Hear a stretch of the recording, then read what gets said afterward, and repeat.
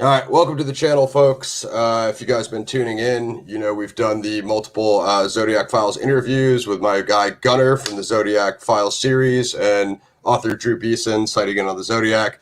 Today we got a longtime veteran researcher of the case, Dr. Howard Davis, author of the Manson Zodiac Connection. The website is zodiackillerthemanson.com, and Howard, you've been on the forum with us, dropping your knowledge for a long time. You put me onto a whole bunch of side cases, so I'm hoping we can discuss those as well. Get your suspect out there, and any one of us who's following the Zodiac case knows it's probably the most complicated case of all time, at least in American history. Yes. So let's just go back to the beginning and start to how your story began. Okay, it's 1974, and I'm in an apartment. My wife is expecting. Her sister comes over with my brother-in-law, and we start talking. The two ladies are to my left, and he and I are seated at the dining table. And so we're talking about various matters and so on. And I just read an article about the Zodiac Killer. And I was from Northern California, so I had a very slight interest in the case. I wasn't into true crime. I was into a myriad of other subjects, but that wasn't one of them. And so since he worked in law enforcement, I asked him his opinion on why the Zodiac seems to have been quiet lately. He hadn't written, to my knowledge at least at that time. And what did he think about that? He said, well, I will tell you if you don't say anything. And I wasn't really taken aback that much. It was a very casual conversation. And I didn't know where he was headed with that statement. And like I say, I was pretty ignorant on the Zodiac case. And so he told me, he said, he's in prison. Or he may have used the word jail. I want to be very accurate because this conversation was tested with voice stress analysis on my part, and I passed the test with flying colors according to the operator. It's the same device that's used in CIA and other law enforcement agencies. And I want to take a lie detector test also, and I've challenged my now ex-brother-in-law for him to take a test as well as myself, and he says I'm grandstanding. He's now denying the conversation, but I'm going to tell you that when I pay attention to something, and I'm interested in an answer or a subject, I have a near photographic recall of that incident, okay? So he tells me, he said, well, he's in prison. I said, how do you know that? I said, I used his name. I said, how do you know that? I said, the law enforcement agencies are looking for him, and you're telling me he's in prison? And so he proceeds to tell me the story. He says, that as they were going through as they were going through Manson-related materials, they came across the Zodiac hood and knife and other evidence, and he would not tell me what other evidence, what that consisted of. So he said that, I said, well, then who is the Zodiac? And he said that he was a male member of the Manson family. We had him on 2 187s or 2 murders, and we barely got him on those charges. And so naturally, I'm getting very interested at this time. And so I questioned him about that. And he said that they decided to have a meeting. Now, this has been expanded, especially by Mike Butterfield and certain other people that are, I would consider, an enemy of my case, which is fine. That's perfectly normal in some respects, as long as a person plays fair. But he wasn't at the conversation, okay? I was there. I'm a witness to it. And we were seated about 4 feet apart. So I heard everything, and I was watching everything and so on. I remember his gesticulations. I remember what he was wearing and so on. So he tells me that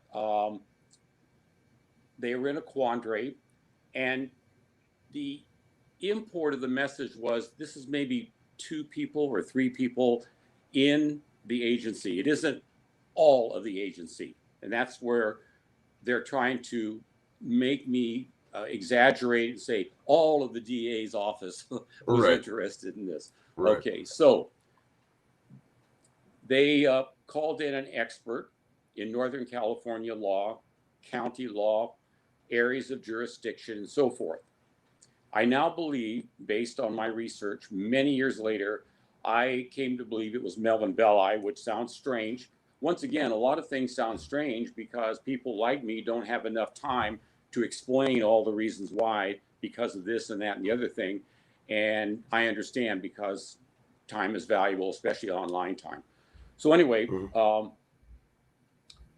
he said that after they presented their quandary to him, he told them that if you send him up north to be tried as Zodiac, you could lose him. It's a possibility because you've told me and you've shown me the evidence that you barely got him on 2 murders. Now, at this time, I don't know his name, and I'm being frank from the very beginning. He never gave me the name of a suspect, only that he was a male member of the Manson family and he was guilty of 2 murders. That's all that I knew, okay, at that point in my life, at that point in time.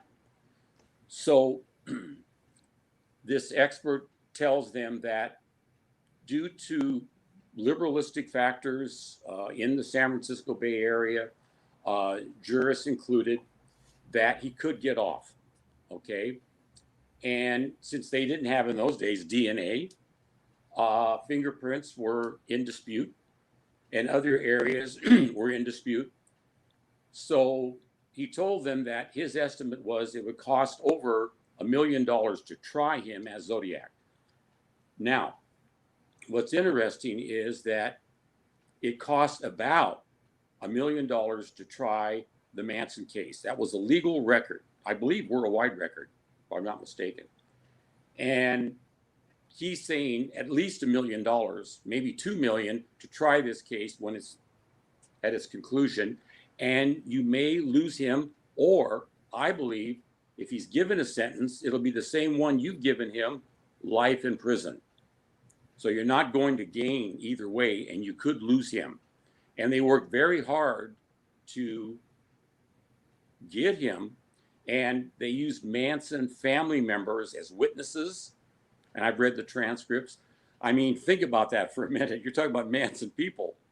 So they personally believed after they found this evidence that he was at least connected to the Zodiac crimes, okay? Finding the hood and knife and other evidence.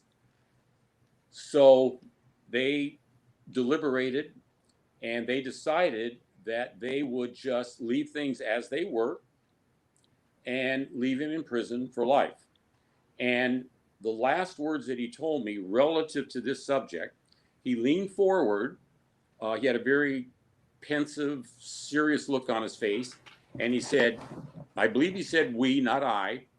He said, we have it set so that he will never get out. Okay, so that pretty much is the conversation in summation.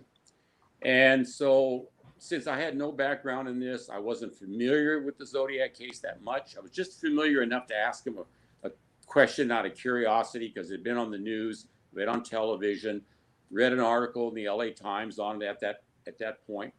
And then I, was busy with other matters in my life. I had a wife that was going to have a child, and turns out in March next month. And so those were my main concerns at that time. And he assured me that it's being taken care of. Now, let's freeze frame that for a second. I later met a detective who was retired from Colorado. And I told him about my evidence, just like I'm telling you. And he said that he knew of 2 cases where 2 criminals had killed people in other states, and that particular state suppressed it because they believed that that criminal could get off or get a much lighter sentence. And they had it already set so that that guy wasn't going to get out. They had it well established. And with lawyers and so on, and I've studied myriads of cases since Zodiac, I can see where that could happen. And he says that he gets emotionally involved with his cases, and he said he's not making excuses, but he could see sometimes, in some cases, due to the brutality of the crime, that they would not want that person sent out of their jurisdiction to another state and be tried for their crimes because they could lose him. It does happen at times, yes, but in certain cases, he said, like you're describing, he could see that. Now, remember, when he told me this in 74, the Zodiac case was not big like it is now. It's gargantuan. I've watched it develop over the years. It's called now the crime of the century. And so that's another reason why I wasn't overly, excited about the information necessarily. I didn't quite comprehend all of it. I figured, oh, these are deals that are done and the guy's never going to get out anyway. And this is the intimation was this is done sometimes. Okay. And I knew there were deals. I mean, everybody knows there's deals in court cases. Everybody. Some of the deals are made public. Some of the deals aren't. And maybe a retired investigator or a retired DA will reveal some of the things that were kept quiet. And so that's what we have. Now, in the DA's office, I talked to a lawyer that I know, and I just went to one of her dinner parties last week. She told me she worked for the DA's office in LA for 3 years. And I told her about my situation. And I said that some people are laughing or denying or saying it's impossible that the DA's office would use politics instead of law in all cases. And she laughed slightly. We were at dinner at that time with another person that we know. And she said, Howard, I worked there for 3 years. I left after 3 years because one of the first things I was told in private was there are politics and there is the law. And she wanted to prosecute this particular person, and the DA's office found it fit not to. And she believed this person was guilty based on all the evidence. And they said, this is a case, what we told you about, this is politics. You're going to let this go. You're not going to prosecute it in a normal fashion. Here's the take on it. Now, I don't want to leave anybody with the impression they do this with all cases. They do not. And this varies from individual to individual, from case to case, so on and so forth. They make that determination. I think after studying many case histories of DA's offices throughout the country, pretty much localized in the United States, although some in Canada and others I've studied, there are private deals that are made, and they have reasons why they do it. The public won't necessarily accept it. Certain other agencies would not accept that deal, but this is what they worked out. And in some cases, the person talks and they lay the death penalty aside. They also guarantee parole after a certain amount of time if the person is well behaved in prison and so on. I think we're all aware that there are deals that are made. Now, there are some that are scandalous and were considered illegal and so on, and there were some that were sort of on the edge. Every profession has this, believe it or not, even in engineering. Okay, I've talked to many people. I'm trying to verify now my original information. I'm not trying to make my suspect fit the evidence. I'm trying to make the evidence fit a suspect, right? I had no suspect at that time, though. So I'm flashing back and forth. So back to the conversation. I told my wife about it after her sister and my brother-in-law left. And she didn't seem that surprised. In the family, quite a few people didn't like him. There are various reasons for that. He seemed very arrogant at times and that sort of thing. I would talk with him. I never shunned him in any way, shape, or form. Okay, so I told a girlfriend in the latter 1980s about what I had heard. I told different friends where I was working in the 1980s and early 1990s about my information because they had some sort of background. Maybe one was studying to be a lawyer.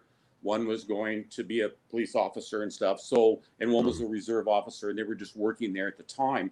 And so they had an interest in my case. And I told them that, how'd you get this information? And I would tell them. And so they had an interest in it. So I did not keep it secret necessarily, but I didn't go public with it either. Right.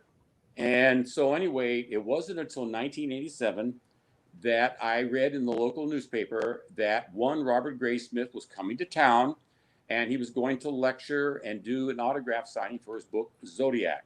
That piqued my interest immediately, because I flashed back to that old conversation that I had had. And so that's when I really began to have an interest. And I was at a place in my life where I didn't have any present projects. I've had a lot of projects over the years. And so I sort of, okay, I'm going to get the book. I'm just out of curiosity. And since my ex-brother-in-law mentioned the Manson family, I got Bugliosi's book on Helter Skelter. I wanted to study both of them. So I read both of them thoroughly. And then I wondered, after I saw my first look at the composite in Graysmith's book, I wondered if any of the photos in Bugliosi's book, any of the male members looked like that.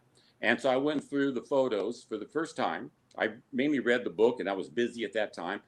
And so I looked at it, and the one that struck me was Bruce Davis. He had crew cut. He looked like the composite in my view. You put the glasses on especially, okay? I later had somebody that worked at Xerox for many years, and she took the photo of Davis, took the composite, blew them up, put them on transparencies, and then studied them anatomically, okay? And she had done this for Xerox in different capacities, even for law enforcement and so forth. And I met her about a week and a half later, and she told me it's a match. I believe that even though that's a composite, there is enough there to convince me that it's probably the same person. And so we put the transparencies up. I still have them, and they match almost perfectly. I was even amazed, right?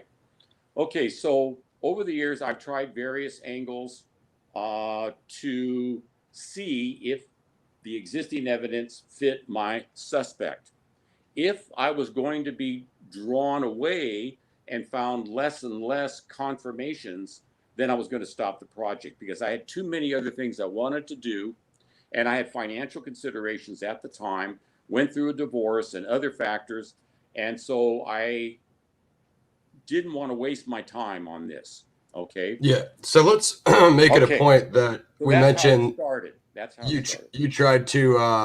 You tried to eliminate your suspect as much as possible, because I think a lot of the misconception is people have come at you and Tom hard for your suspect, and yes. you know, and I could just tell by your research, like, you know, you definitely didn't just dive in looking to immediately attach everything. Like you worked diligently to go over the facts and eliminate your suspect just as much as you did to validate him. Right. And I was hoping against hope that I wouldn't have to study the Manson family in depth, because I know when I go into a project, I go into it in depth. Okay. Right.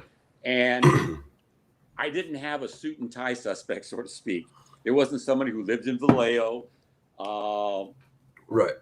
It wasn't like Alan, you know, and someone like that, yeah. That had a lot of handwriting samples available. My guy is pretty much itinerant. He travels all over the country. He travels back and forth from Southern California, Northern California. He's in and out of the family. He's a mysterious character. He was guilty of at least 2 murders. I talked to people who knew him. And recently, someone did a biography on Manson. He told me, I believe I still have the email, that he interviewed several people that knew Bruce Davis. And he said that out of all the Manson people, including Manson, he was the most psychotic and psychopathic of all of them, and we all feared him. Later, I met people that told me the same thing. We weren't afraid of Manson as much as we were of Bruce. Bruce scared all of us. I talked to this woman and her son. They knew the Mansons when they were in the valley, San Fernando Valley, and they said the same thing. And people told us in the family that were scared to death of him. If he started staring at a new member or someone that's even been in the family for a while, they never saw that person again within a short time after that. And later they would learn that they were either murdered or, so that's one of the things. And so I talked to people who knew them. One person who knew him quite well, they used to score drugs together. He said that he was a cold-blooded murderer, Bruce Davis. And he hasn't come clean with that. He keeps, I've read his parole reports. And he's lied pretty much consistently. Just recently, he's finally admitting that he joined in stabbing Shorty Shea, which was a victim of the Manson family. All those years, he was saying he just touched him with a blade to the parole board, or that he was just watching.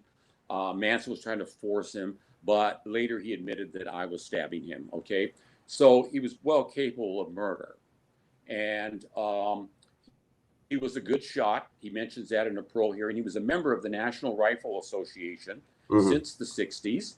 And so he took it seriously. He did a lot of target practice over the years. He said in the parole report that I have a 9mm that looks like a 45. And I found some guns that do look like 45s, but they're really 9mm. And he did buy a weapon in July of 1969, a 9mm under an assumed name. And that's one of the reasons why they tacked on the federal hold on him. That is, if he's ever released, he still has to do another 3 years because he bought a firearm under an assumed name. Okay.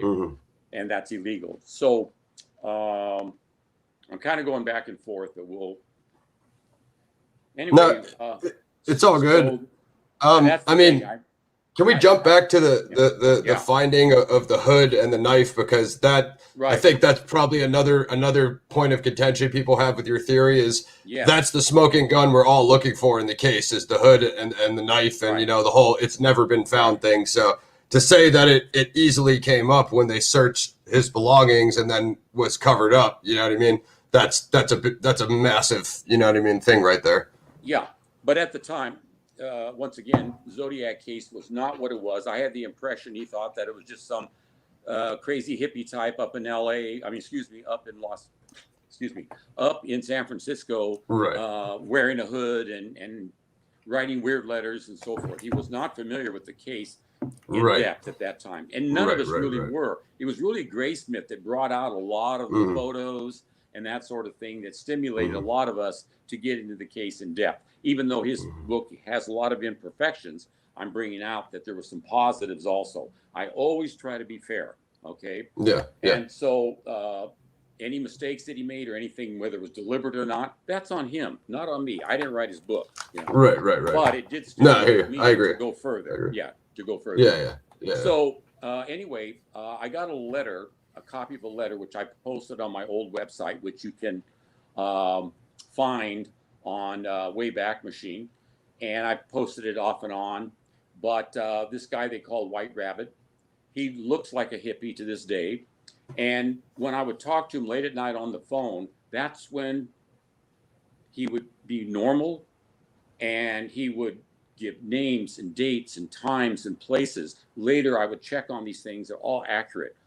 Just amazing. Okay. So I didn't get a lot of suit and tie witnesses because of the fact it's the Manson family. That was another thing that I was castigated for, and I was dealing with people I had to deal with.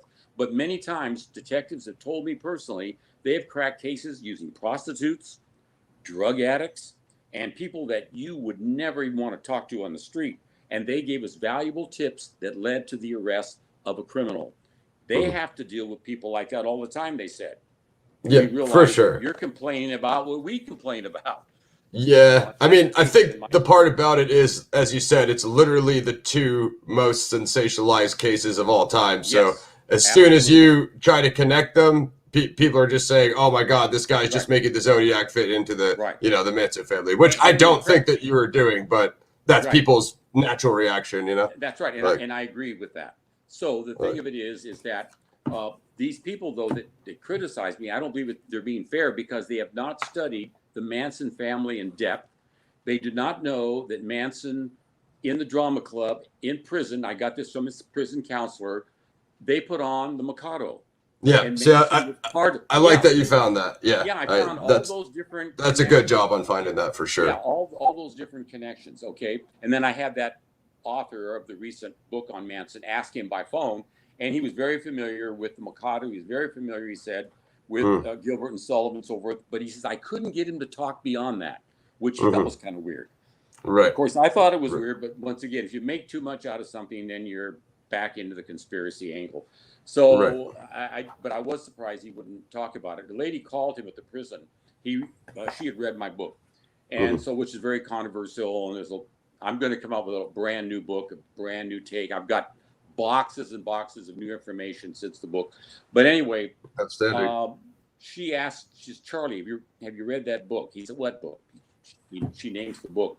And he goes, that guy, Davis, he wrote that for money. He did it for money. She said, no, Charlie, you've always been straight with me. I'm asking you straight on. Is there any truth to this? He said, I told you. Now, he knew the phone, it was being recorded, okay? Yeah. I'm not saying that, they withheld information, but he kept repeating that, which she thought was strange. In the past, he always either blamed somebody or he said, no, it wasn't me or whatever. He was always very frank with her.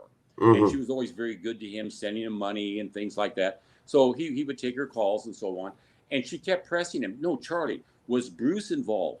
Were you involved in the Zodiac crimes? And she said, all he kept saying, I said, I told you that Davis, meaning me, wrote it for money.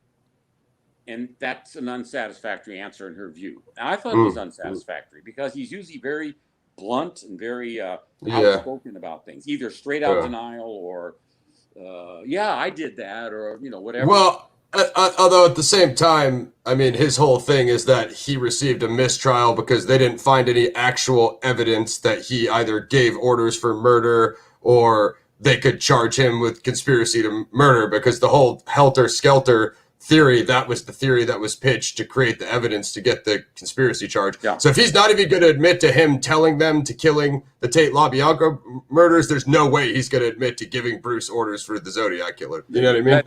That's right. And so a friend of Bruce's from childhood called me at my office. I was starting my business also in the 90s, working night and day on that. Anyway, he called me and he said, I was insulted about Bruce. I said, why? He said, well, Bruce and I talk. He's in prison now, as you know, and we talk about a number of things. And I asked him about crimes and about his past and so on. He's always been very, very frank with me. He says Bruce is Christian. He's become Christian since he's been to prison, and he's just brutally frank. I said, well, have you ever asked him about the Zodiac crimes? He said, well, no. And I said, why don't you ask him, does he know anything about Zodiac? Was he involved in it and so forth? And so he said that he would. And about 6 months later, I finally got a hold of him. He didn't call me back. And so I said, Oliver, did you talk to Bruce about this? He said, yes. And I said, what'd you ask him? I said, I asked him, were you ever involved in the Zodiac crimes? I was always straight out with him on any of the questions. And he was always straight out with me. And he said, Bruce paused for a moment and said, I have not, I'm trying to get this exactly as he told me, I have not been charged with those crimes, referring to the Zodiac crimes. I've not been charged with those crimes. So therefore, I can't answer your question. And he said, that was very disturbing to me to hear that. He said there was no reason why he could have just said, no, I'm not involved. Or I can't talk about that because I don't want to involve other people or whatever. I mean, he just said I wasn't, charged with those crimes. So therefore, I'm not going to answer your question. And I thought that was strange. He thought it was strange. But once again, it's not proof, but it doesn't take away from things. Yeah, everything that I probed, any kind of evidence or witnesses, if it didn't take me away from his guilt or innocence, then of course I kept pursuing it. Yeah. For example, Yeah. people said, well, you can't put Bruce in Lake Tahoe. And for years I couldn't put him in Lake Tahoe in case he did kill last, in case it is a Zodiac crime, right? I personally believed that it was, but that was just opinion, and I knew that. So anyway, I'm reading a parole report, and in it, they asked him, well, where did you work during this time and so on? He said, I worked in Tahoe. He didn't say South, Tahoe. He just said, I worked in Tahoe. I had a fake driver's license. And later in an interview, he said that I was with different women. Some were older than me. And I worked as a bar boy. That's what they call it in those days at the casinos, he said, in Tahoe. And I worked as a waiter. Now, to me, that didn't take me away. See, he didn't say, oh, you know, he said no. He had a connection in Tahoe. He knew about it. Yeah. Then I found out later in November of '69 with Tex Watson, murderer of Sharon Tate and others, they went to Lake Tahoe for a short period of time and then came back. So he did know about Lake Tahoe. He did work there, and he said he had female friendships there. So that doesn't take me away. Okay. So here's the thing. Like, for me, even if we were to pin somebody on Donna Lass and Kathleen Johns, and even in my opinion, Cherry Cho Bates, that wouldn't necessarily tick all the same dots for the canonical crimes of the SF Bay area. You know what I'm saying? But but I do think you are able to, you know, place him in the right places for the most part. But I think this is another reason why some of the critics were coming at you so hard is, other than the composite sketch, like, let's go down. And so you've kind of built this profile, but then I'm also thinking of all these other, you know, Manson family members saying if he's the most psychotic one out of the entire family and they're so afraid of him, does that even fit the Zodiac psychology? Isn't the whole Zodiac thing pretending to be in control when he isn't, and always claiming that he's more calm than, you know, when they say he is? Like, they tried to say he sped away from Lake Herman Road in a hurry, and he's like, he writes a letter and he's like, no, I drove away. I peeled out slowly and calmly. He's always saying, like, I'm in control and I'm not afraid and stuff like that. So does that fit the psychology of someone else who's a complete psychopathic, cold-blooded killer? Like, obviously he is, but the psychopath doesn't mean that the person acts brazenly, as we would say, crazy or even erratic, at least most times. Because they told me that Bruce had a very tight-lipped expression. He was stout. I got that. That, you know, some say Zodiac was stout. They told me he was stout. One girl said he was muscular. She knew him and saw him in person. And so therefore that was kind of an interesting thing. And one book is very important. It's written by Paul Watkins. And he said that I'm going to write about my life with Charles Manson. He had a near photographic memory. So I really wanted to get that book, and I was able to get a copy interlibrary loan. It's about $70 in many used bookstores. So Watkins gives us a real inside look that the other writers haven't given us. And he said that Davis had sores around his chin and neck. This was in late '69, okay? Kathleen Johns told me that her guy had pockmarks of some past, she guessed, acne infection around his chin and neck area. I thought that was interesting. She told me that my suspect did look a lot like the man who was in my car, but I'm emotionally committed to Harvey Hines, and I'll stick with that, but I want to go see him at the prison. And I'll help you with a video on this. And another friend questioned her and showed her film of Davis speaking. This was in 1970, December. And she had tears in her eyes. He says, "What's wrong, Kathleen?" She said, "It just brings up emotion about that event that I heard. I've got to see him in person."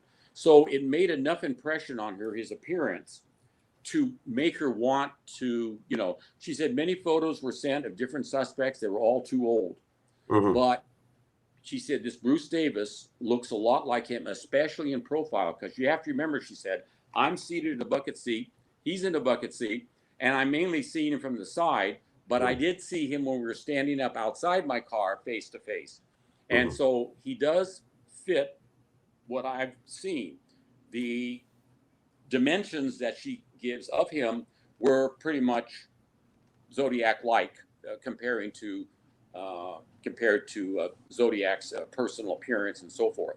Okay, so And that's okay, exactly what I wanted to yeah, get to. Are other than the composite sketches, what I was bringing up earlier, are you able to place him? I know we have the beard. It's 66 pre yeah, Cherry Joe Bates, but yeah, other than yeah. that, the composite sketch. How about height and weight? Because I think right off the bat, like if we're saying muscular, does that really fit a stocky, barrel-chested, pot-bellied guy from Lake Berryessa and the 5'10" to 6 foot, Felk description? Yeah, You I know what I know. mean?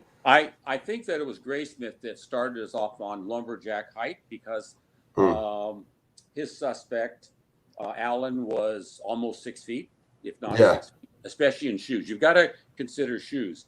Um, Zodiac, I believe, studied anti-detection books, and one of the things they tell you to do is wear glasses, thick glasses, Hmm. and that distracts people from your eyes and so forth. Hmm. And wear a wig. That's another suggestion that was given. Use padding around your midsection. Hmm. If you want to stage a limp, go ahead and do that. They just gave you different concepts. Right. And so change your voice. If you talk on the phone, put some stuffing in your cheeks. It'll change your intonation. So if you Hmm. do a recording, your voice will be different. So That's, they gave a lot of things but like let's that. say that's a All lot right. to do. If you're Okay. coming directly from Lake Berryessa or Lake Herman Road and you're Okay. stopping at a payphone, you know what I mean? You're going to stop and put stuff in your mouth. I mean, not to Okay. say it's impossible, but I'm just saying to do it on the No. fly immediately after a murder, it's difficult. You know what I mean? No. I So, understand. And also, too, we have to be careful that we're not thinking like we are thinking what we would do, but what would somebody who is a psychopath yeah, or it's true. a sociopath would do. They Yep, think differently than we do. it's And true. they do things in the spur of the moment, but many times an organized killer plans out what he or she is going to do. Okay, so That's true. another thing that uh, they brought out, an ex-member of the Manson family, she wrote a book recently. She said that Charlie could take an eyebrow pen and add lines to the forehead and around the eye area and age a person. She said, I Hmm. was amazed what he could do with that pencil in altering a person's perception. If you look at the Hmm. second composite, you'll see the lines in the forehead and so on. And this is what the two officers wanted. Zelms, I talked to his widow, incidentally, and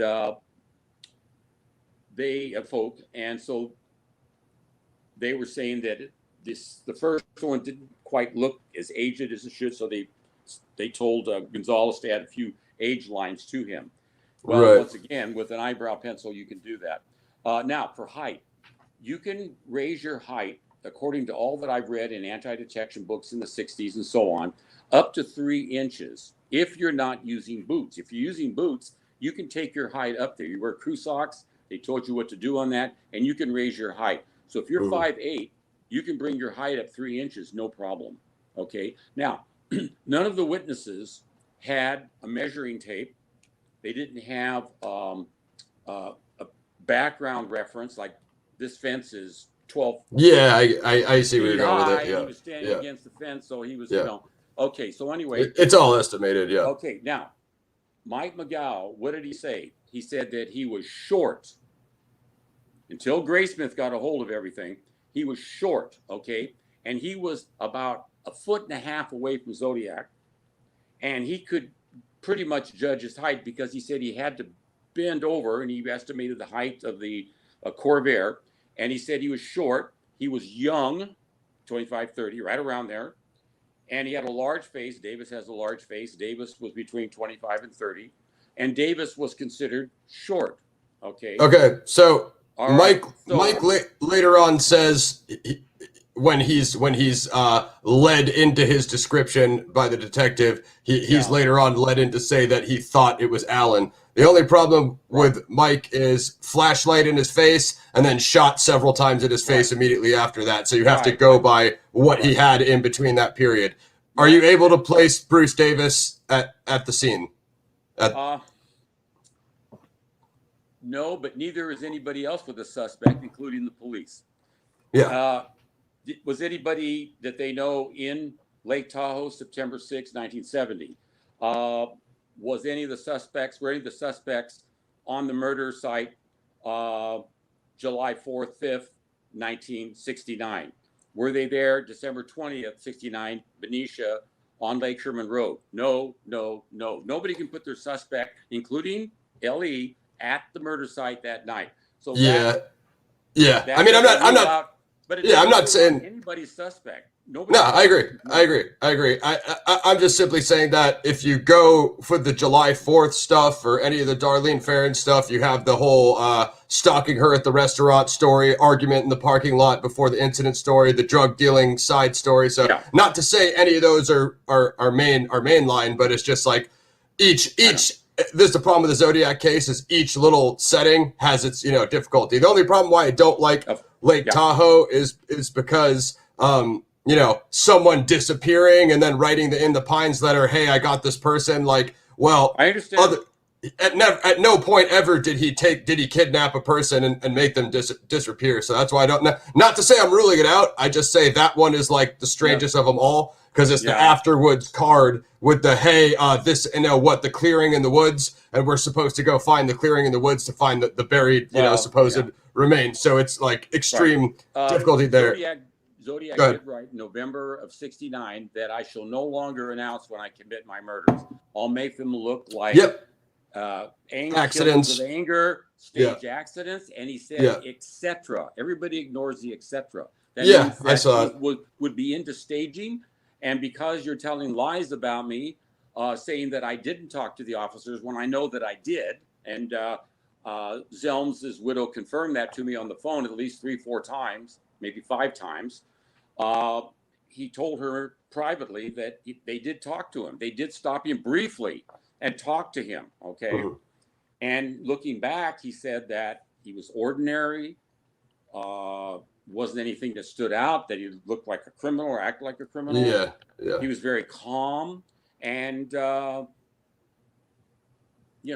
he took that, she still has the same poster. He took a folded up copy, which he still has, of the wanted poster, and he would keep it in his pocket just so that if he saw somebody, just bring back that memory, that he had. And of course, he was killed, unfortunately, January of 70. And I was able to locate his partner that night. That was not easy, but I finally found him. And he said that Zelms was highly intelligent, always optimistic, and so forth. And his widow told me that's why she knew something was wrong, that she had seen something on the job because his personality changed. He was no longer the same Eric. And she finally said, what happened, Eric? Why are you acting this way? Little apartment, focus on him. She's a curious young woman, she told me. And he said, we stopped Zodiac. And she was shocked. And he told her the story, what happened. And I believe it. I believe that was him at the Presidio. Yeah, I know. And I believe that he was briefly stopped. And I think that any good officer would do that. He would say, have you seen anybody in the area? They're trained to do that at the academy. I mean, that's one of the most common things they do. Have you seen anybody? You're not the guy, obviously. Have you seen anybody? So that would be a logical question to ask him. And you wouldn't spend a lot of time with him if you felt that he wasn't wasn't your suspect. Okay, so as far as height goes, you can adjust height. As far as size go, you can adjust height. Now, one of the things you mentioned, Brian Hartnell. Hartnell wasn't sure whether it was the blousey or the air-filled type nylon jacket that he was wearing that was an actual potbelly, or whether he was a smaller guy. And he admitted that at least twice in print. And he said, I wasn't sure he was that big of a guy. It's been brought to my attention that people were saying he was a real big guy. And he said he was wearing baggy clothing. He really couldn't tell. The slacks were baggy. And he's on the ground. This guy's looking down at them, and he's looking up at him.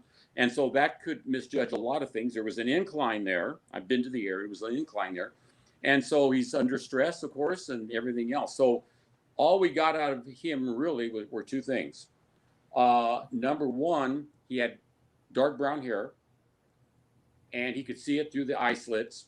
And his voice sounded college age. Well, younger. Actually, not hold older, on. Younger. Because she saw Zodiac walk behind the tree and put the hood on, so she actually saw. At a distance. But I mean, so that's a little bit more. I mean, and also the footprints. So yeah, the footprints. Now, once again, I wear that size, and I'm about 190 pounds, and I mean, it just you can wear larger shoes than what you would appear to be anatomically. Oh, that's very common in crime. That's very common for criminals. And as far as making impressions go, there are people that have a very strong leg muscles, and there have been a lot of tests, not compaction tests per se, but when they walk, there's much more down pressure when they walk, in spite of their lighter weight. They could be 180, let's say. In other words, they don't have to be 200 plus pounds to make that kind of an impression on semi-damp soil. Okay, so I don't think the compaction tests are accurate. And besides, you can, with boots on too, you can walk more pronounced. I've done that with boots on, more pronounced walk. So, like I say, we don't know how much Zodiac weighed. We do know that he was not skinny, not thin, and the height. McGow saw him. He said he was short, and police reporter tells me he was right there standing by McGow when he said it. And again, that's short and young and stocky. We have kind of conflicting reports though, because doesn't Cecilia Shepard tell the detective, like, I'm 5'10", how tall was he? Before she bleeds out, he's like, either your height or higher. So again, it's like there's not even much to go on with the height. No, I know that's true. That's why I'm saying that the case will never be solved, and I'm hoping it'll be solved. I don't care if it's who suspect it is. I will be thrilled. I want out of this, but I stay with it because I keep finding things as late as just a couple of months ago. Some astounding information came to my attention from a friend of all things. And so it just keeps me there. But I want the case solved. I want the family to have, and their ancestors and so on, I want them to know that the case is finally solved. And I agree. I don't care if it's my guy or anybody's guy. I just want it solved. And I will be just as happy as everybody else if it's solved. If it's Tom's guy, that's great. If it's somebody else's guy, that's great. Maybe one of Sandy's guys, that's great. I just want it solved. That's what's in my heart. People can say what they think I feel, but this is how I feel. No, I mean, you know what? I'm super into the Manson case. I've even been getting into it more lately, and obviously people can, that follow my channel know I'm into the Zodiac with you guys on the forum. Again, it's just and my theory is definitely the cult theory. I was thinking with my collecting of slaves, I was leaning towards more the LaVey, Aquino, either Church of Satan or Temple of Set. That's what I was looking for over there, because they had the guy wearing the executioner and the in the rituals, the executioner suit. Now that was Manson's philosophy. Yeah, the people that were killed were considered his slaves in the afterlife when he became reborn. He wrote me an 8-page letter. Didn't know who I was, of course, at the time. This was in the 90s. Everybody gathered around to look at it. 8 pages long. And he uses the term Bruce and I, referring to Davis. Bruce and I started the reborn movement in 1967. They first met in 67. Okay. So Zodiac didn't say I was born again. He said, when I'm reborn in paradise. Manson talked about paradise, according to Tex Watson and others. However, let's mention that spelling of paradise is a C, not an S. Well, at least the way he spelled it in the, how he kept spelling it. In a way, that's irrelevant because of the fact that December 5th, 1969, Susan Atkins said, of course, she talked to us too and said the same thing. But she wouldn't talk about Zodiac. Again, I can't read into that. She just didn't want to talk about it. Whatever, fine. But she did tell us that Manson believed that those that were killed were his slaves in the afterlife. It's right in the LA Times. That's interesting. Yeah, December 5th, that's interesting. 1969. I have a copy of the article. So how many others can point to even a public newspaper with that kind of information in about their suspect? Manson believed that. And also Davis believed whatever Manson believed. Manson taught him, and Davis had a lot of abilities. He was a road surveyor. You'll find magnetic north used in the writings. You'll find radians and so forth. That was all survey talk. I read survey books that Davis had to study. He passed the survey test for Arizona.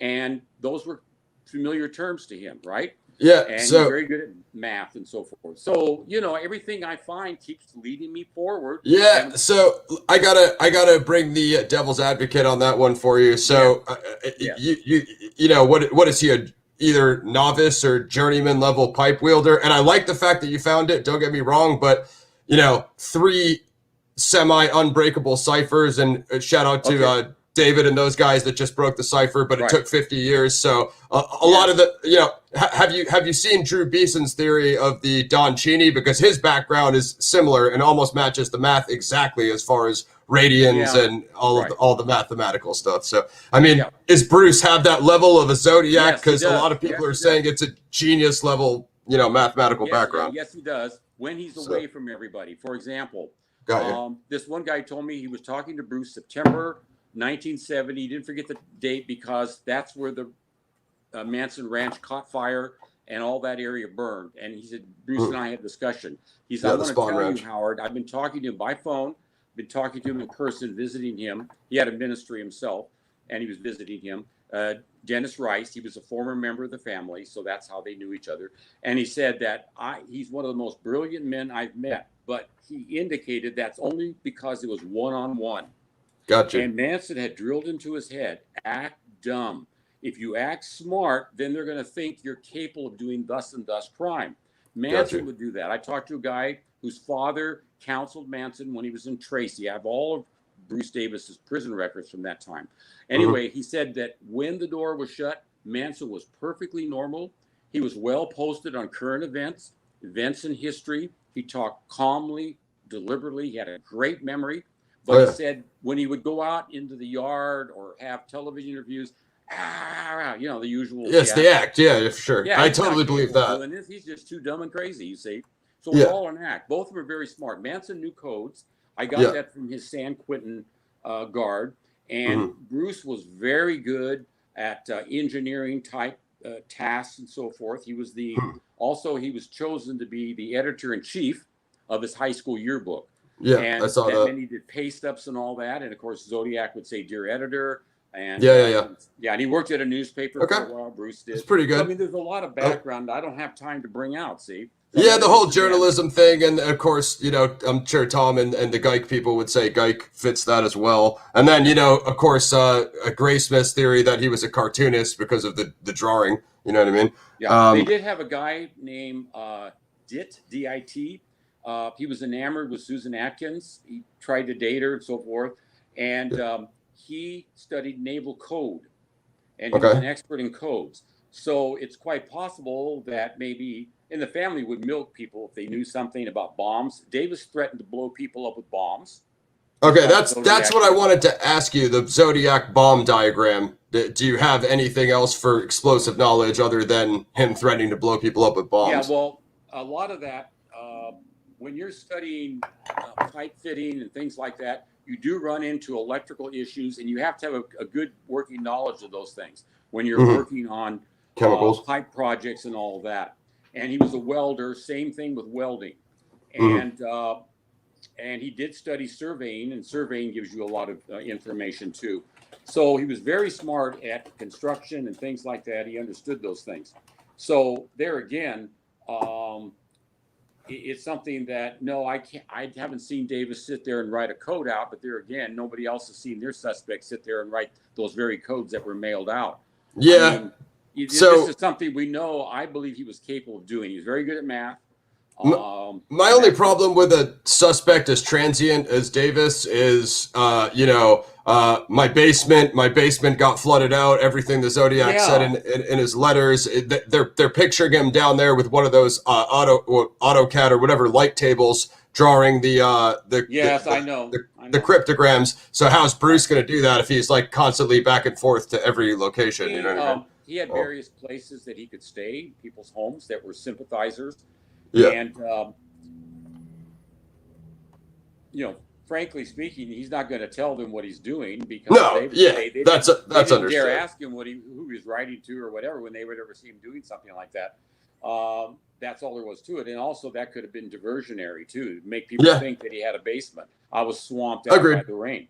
But I mean, you'd have to say that it took a certain kind of preparation and organization to create those ciphers, and unless again you have a team and someone else is doing it for you, you know what I mean? Like there's only so many explanations, Yeah, So but like I say, there's some people that are very good at things like that, and I'm not surprised that if somebody told me, yeah, I saw Bruce concocted a cryptogram, because based on everything I know about him and his intellect, his real intellect, not the one he portrays on the news or publicly, yeah, article or whatever, but yeah. I'm talking about from all that I found out. And he was very good at math. He took geometry, he took algebra and so on. So I mean, he was a very good artist too, and he graduated in prison with an engineering degree, a drafting degree. So he was always interested in drafting engineering, according to friends. This is all before Zodiac. Yeah, that so fits. He had that penchant to do that. He knew Ditt, who was in naval intelligence and code work, but Davis could read a few books. He had a great memory, and so did Manson, great memory. And so he could have easily concocted that, because he was in charge.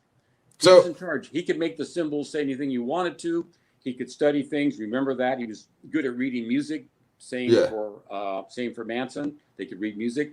And so I think all the components are there.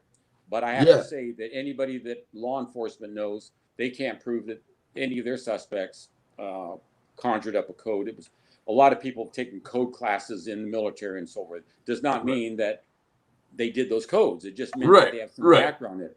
Yeah, that's probably the most difficult part. I mean, although there are a lot of other things. Let me ask you this. Did you find anybody else that you found interesting, either in the Manson family or affiliated with them? Anybody else that you thought could have fit other than Bruce Davis? You know what I mean? Just for sake of. I'll read a short quote from Dave Peterson. Now there's a lot of talk about Dave Peterson. I was working with him for several years there.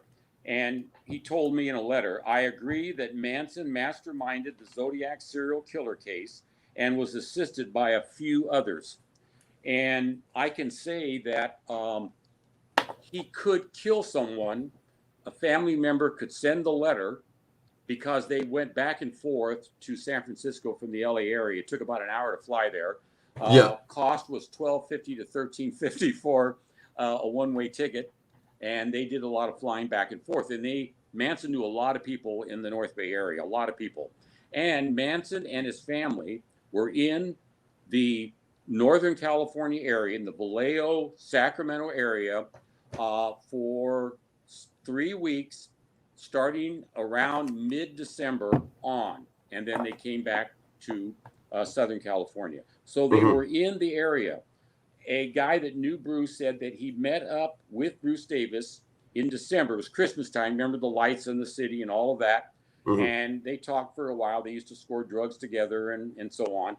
And he said that Bruce was in Berkeley December 68, and that's how he remembered it. This guy, as I was telling you about, had a great memory, let me tell you. And so anyway, he's also the one that told me that, and in the letter, that the family was responsible, certain ones in the family killed Jane Doe 59. Now, it wasn't until the last few years we read about Reet Jervison, because of DNA, they found out that Jane Doe 59 was from Canada. She came to LA and was killed 2 weeks later. And he's telling in a letter that I posted in 91, I believe it is, saying that, accusing one of the members of the family, Sandra Good, she was called Blue, that was her code name, alias. And he said, Blue, you don't want me to talk about Jane Doe 59, do you? You don't want me to talk about you sewing Bruce's Zodiac hood, do you? Because he told me he saw the hood, and that it was Sandra Good. I did more research on her. She was an excellent seamstress, and she was excellent at embroidery. And so was her friend, they called Red. I like the fact that you found the seamstress, because if Bruce doesn't have the sewing background, then he needs somebody that can make the hood for him, of course. That's right. Let's if we bounce back to Kathleen Johns real quick. Sure. I thought that she said that she thought the picture of Lawrence Kane matched. Then you just said Hines, and then also she later on says Davis, and obviously under extreme duress. it somewhat fits. I like the fact that you found the scars on the chin.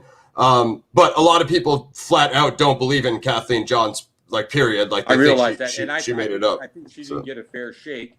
I talked to a yeah, nurse that knew her for many years, and Kathleen wept over the fact they were accusing her of lying, that she did it for insurance. She said, I didn't have insurance. She told me the same thing. I was too poor. right, And a lot of people drove without insurance in those days, she said, and that's true. right, And right. so she said, why would I do something like that? She said, that's crazy. I didn't even know about Zodiac. When she told me that it was Zodiac, he's a killer, that's when she burst into tears. And he had just calmed her down, McNutt, Sergeant McNutt. And then she started getting emotional again. She says, I said, which of the two, excuse me, she says, what did you do? She says, I looked up while I was talking to him, telling him about the details of my kidnap. I looked up on the wall and I saw this poster, and she goes, my God, that's him. And then I said, sketch. well, what about that poster? She says, Howard, it was the second one. He looked a little older in that one. That's the one I pointed to, not the first one. The other one seemed like a little closer to him. Because don't forget, I was only a few feet away from him in the car for about 2 hours. Even Zodiac said we had about a couple hours together in there.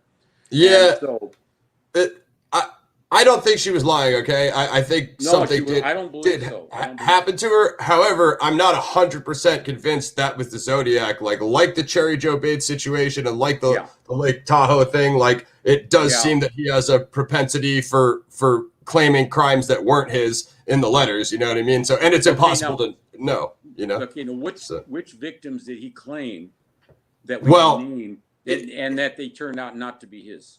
In the Pines, she's never found because she was so supposedly kidnapped. That doesn't fit what he does at all. He never kidnapped, other than Kathleen Johns. He never kidnapped. He was capable of changing his MO. Yeah, I agree. He went from gun to knife. He went from costume to no costume. Yeah. He went from, now in a way he abducted. That's what they were going to charge him with if they ever captured this guy, with abduction, because in a way he did abduct her using subterfuge. Yeah, I hear it. But she told me he kidnapped me. She said he kidnapped me. That's what he did. And he took advantage of my naivety, because I thought my car wouldn't go anywhere. We're out in the middle of nowhere, and he was very nice to me, smiled, very kind, wanted to help. He seemed like a military person. So once we got in the car, everything changed, and that's when he began to act the way he did, and so on. It terrorized her. And the police reports were a mess, and they didn't take notes, she told me. And I can tell from reading those reports they didn't take notes. And even admitted in one stanza, she said many other things that he told her that were equally bizarre and strange. Well, why don't you write those down too? See, he didn't write everything she said. They thought she was just a hippie. Her friend told me this. She's just a hippie, you know? She's out there exaggerating. Maybe I like the fact that you found this, because you found a lot of stuff here that I think majority of people don't know. I'm leaving out a ton of stuff because brevity's sake. Yeah, I got you. I couldn't find a majority of that stuff, but it's what I'm saying now. Who did Zodiac say he killed? And we come to find out that he didn't kill them, or he didn't do anything to them untoward. Well, get to that. He says, I gave a woman and her child a rather interesting ride. You don't think he could have just found out about that from the news and then wrote it in the letter that it was me? Yeah, of course.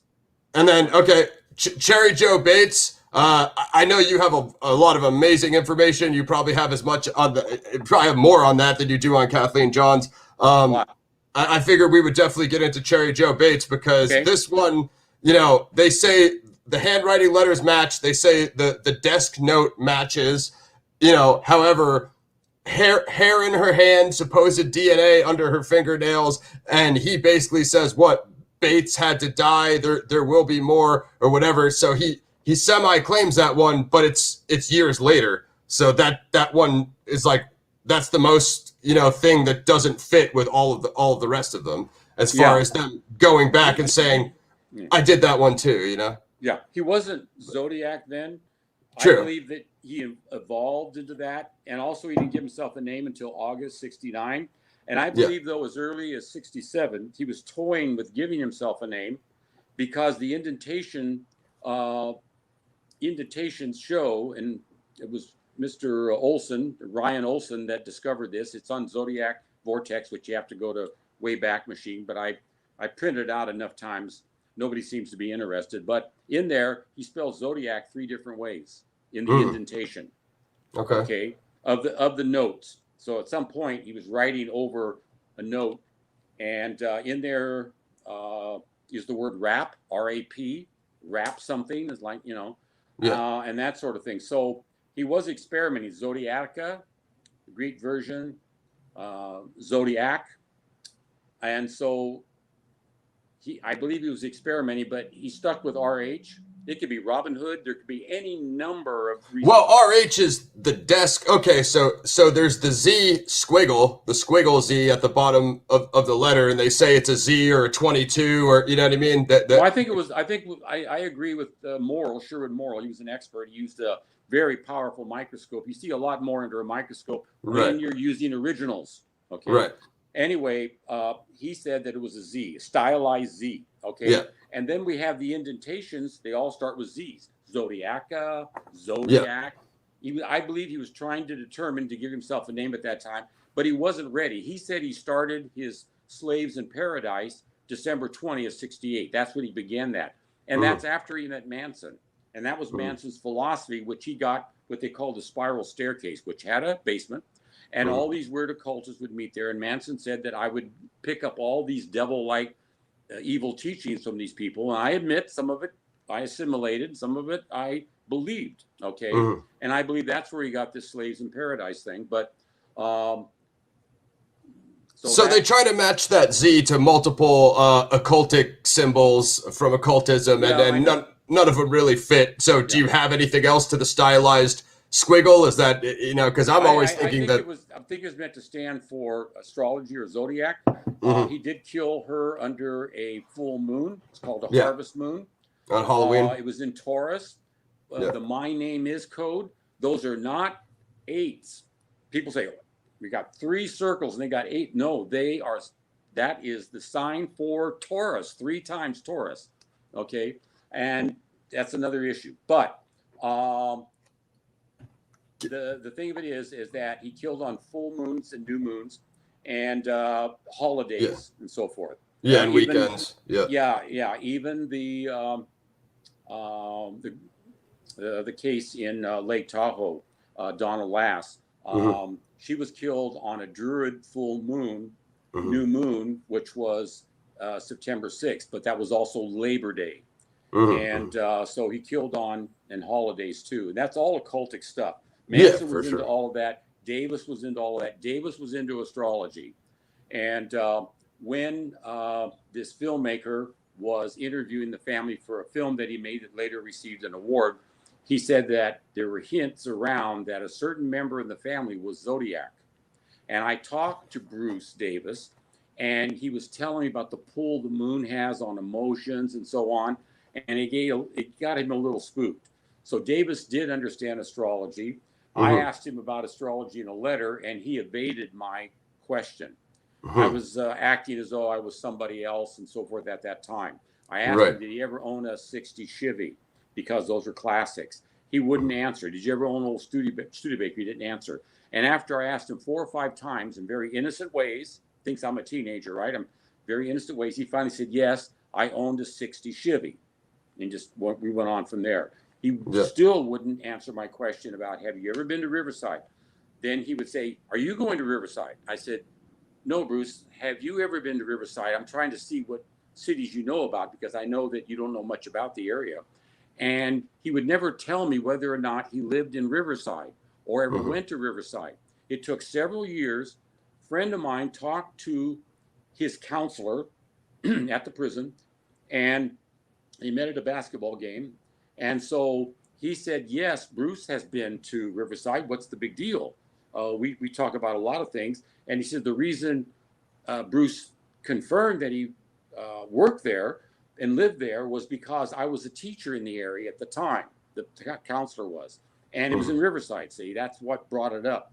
So he said he most certainly was. Why has he told you he hasn't been? He told me that he was familiar with Riverside. He worked in Riverside, okay? And they were working on the RCC project at that time. It was a big project, started in 66, ended in the latter part of 67. And Bruce Davis lived right down the street from NearCal, which was the general contractor for that. They were looking for welders, pipe fitters, painters. He was also a painter. And so I do think that that little paint splatters on the Timex watch was of interest, you know.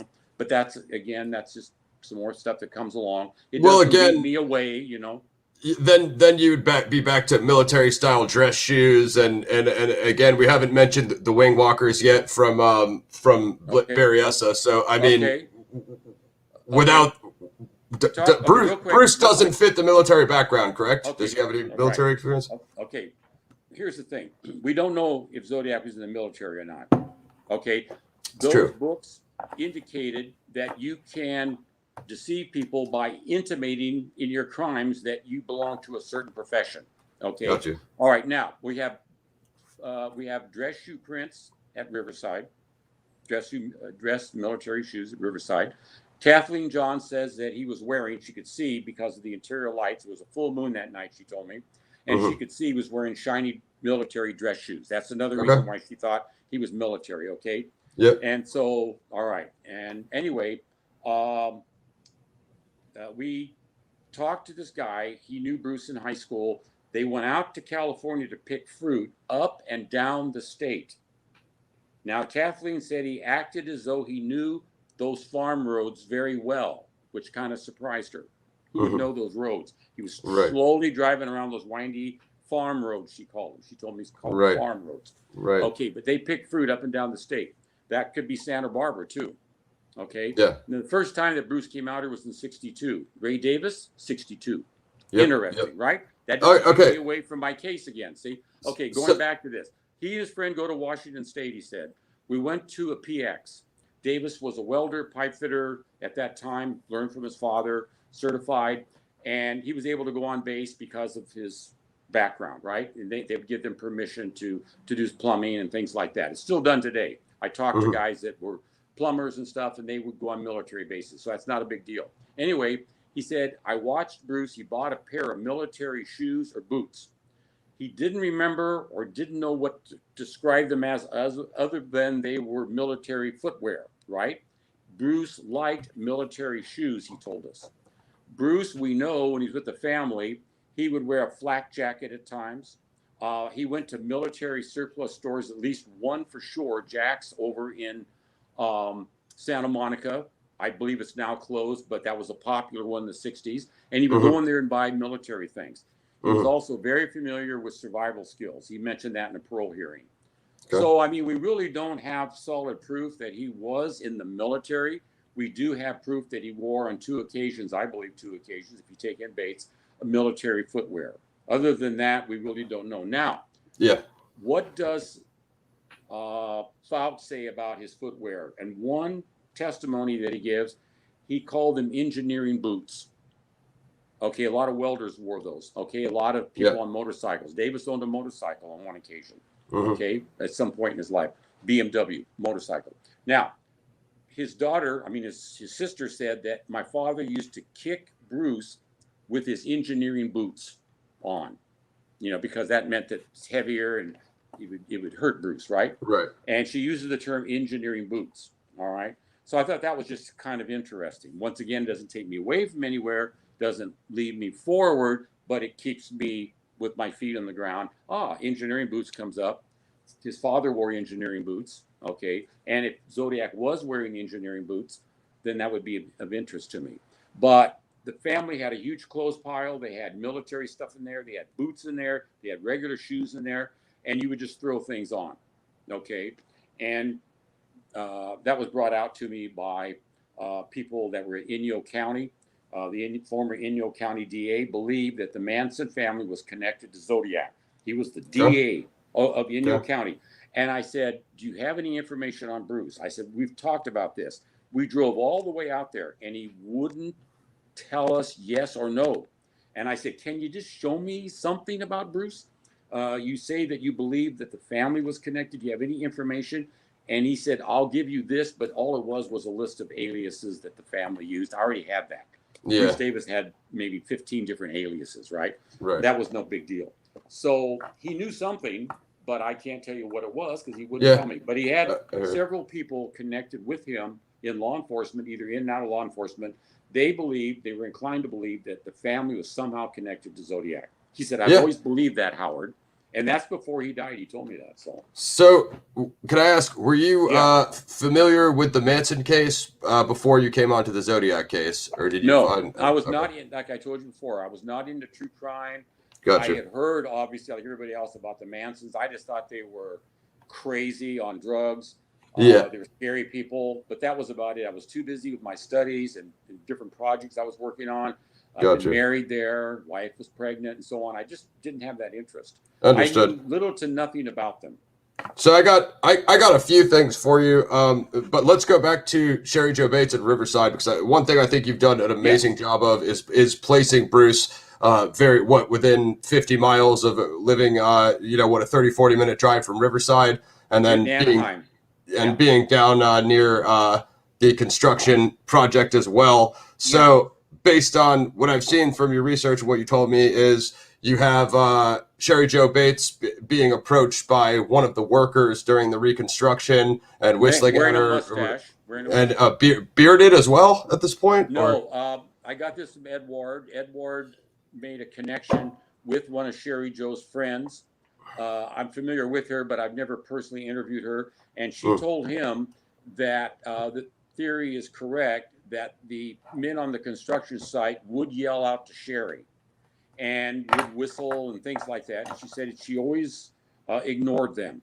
And there was one that stood out. He was a welder and he was making comments to Sherry one day. She says, all I remember was his first name was Bruce and he had a mustache. And I have photographs of Davis wearing a mustache. Okay. That's another point of interest. Once again, it doesn't move me miles ahead, but it doesn't throw me back either. It got keeps you. me there. Okay. That's what I'm looking for.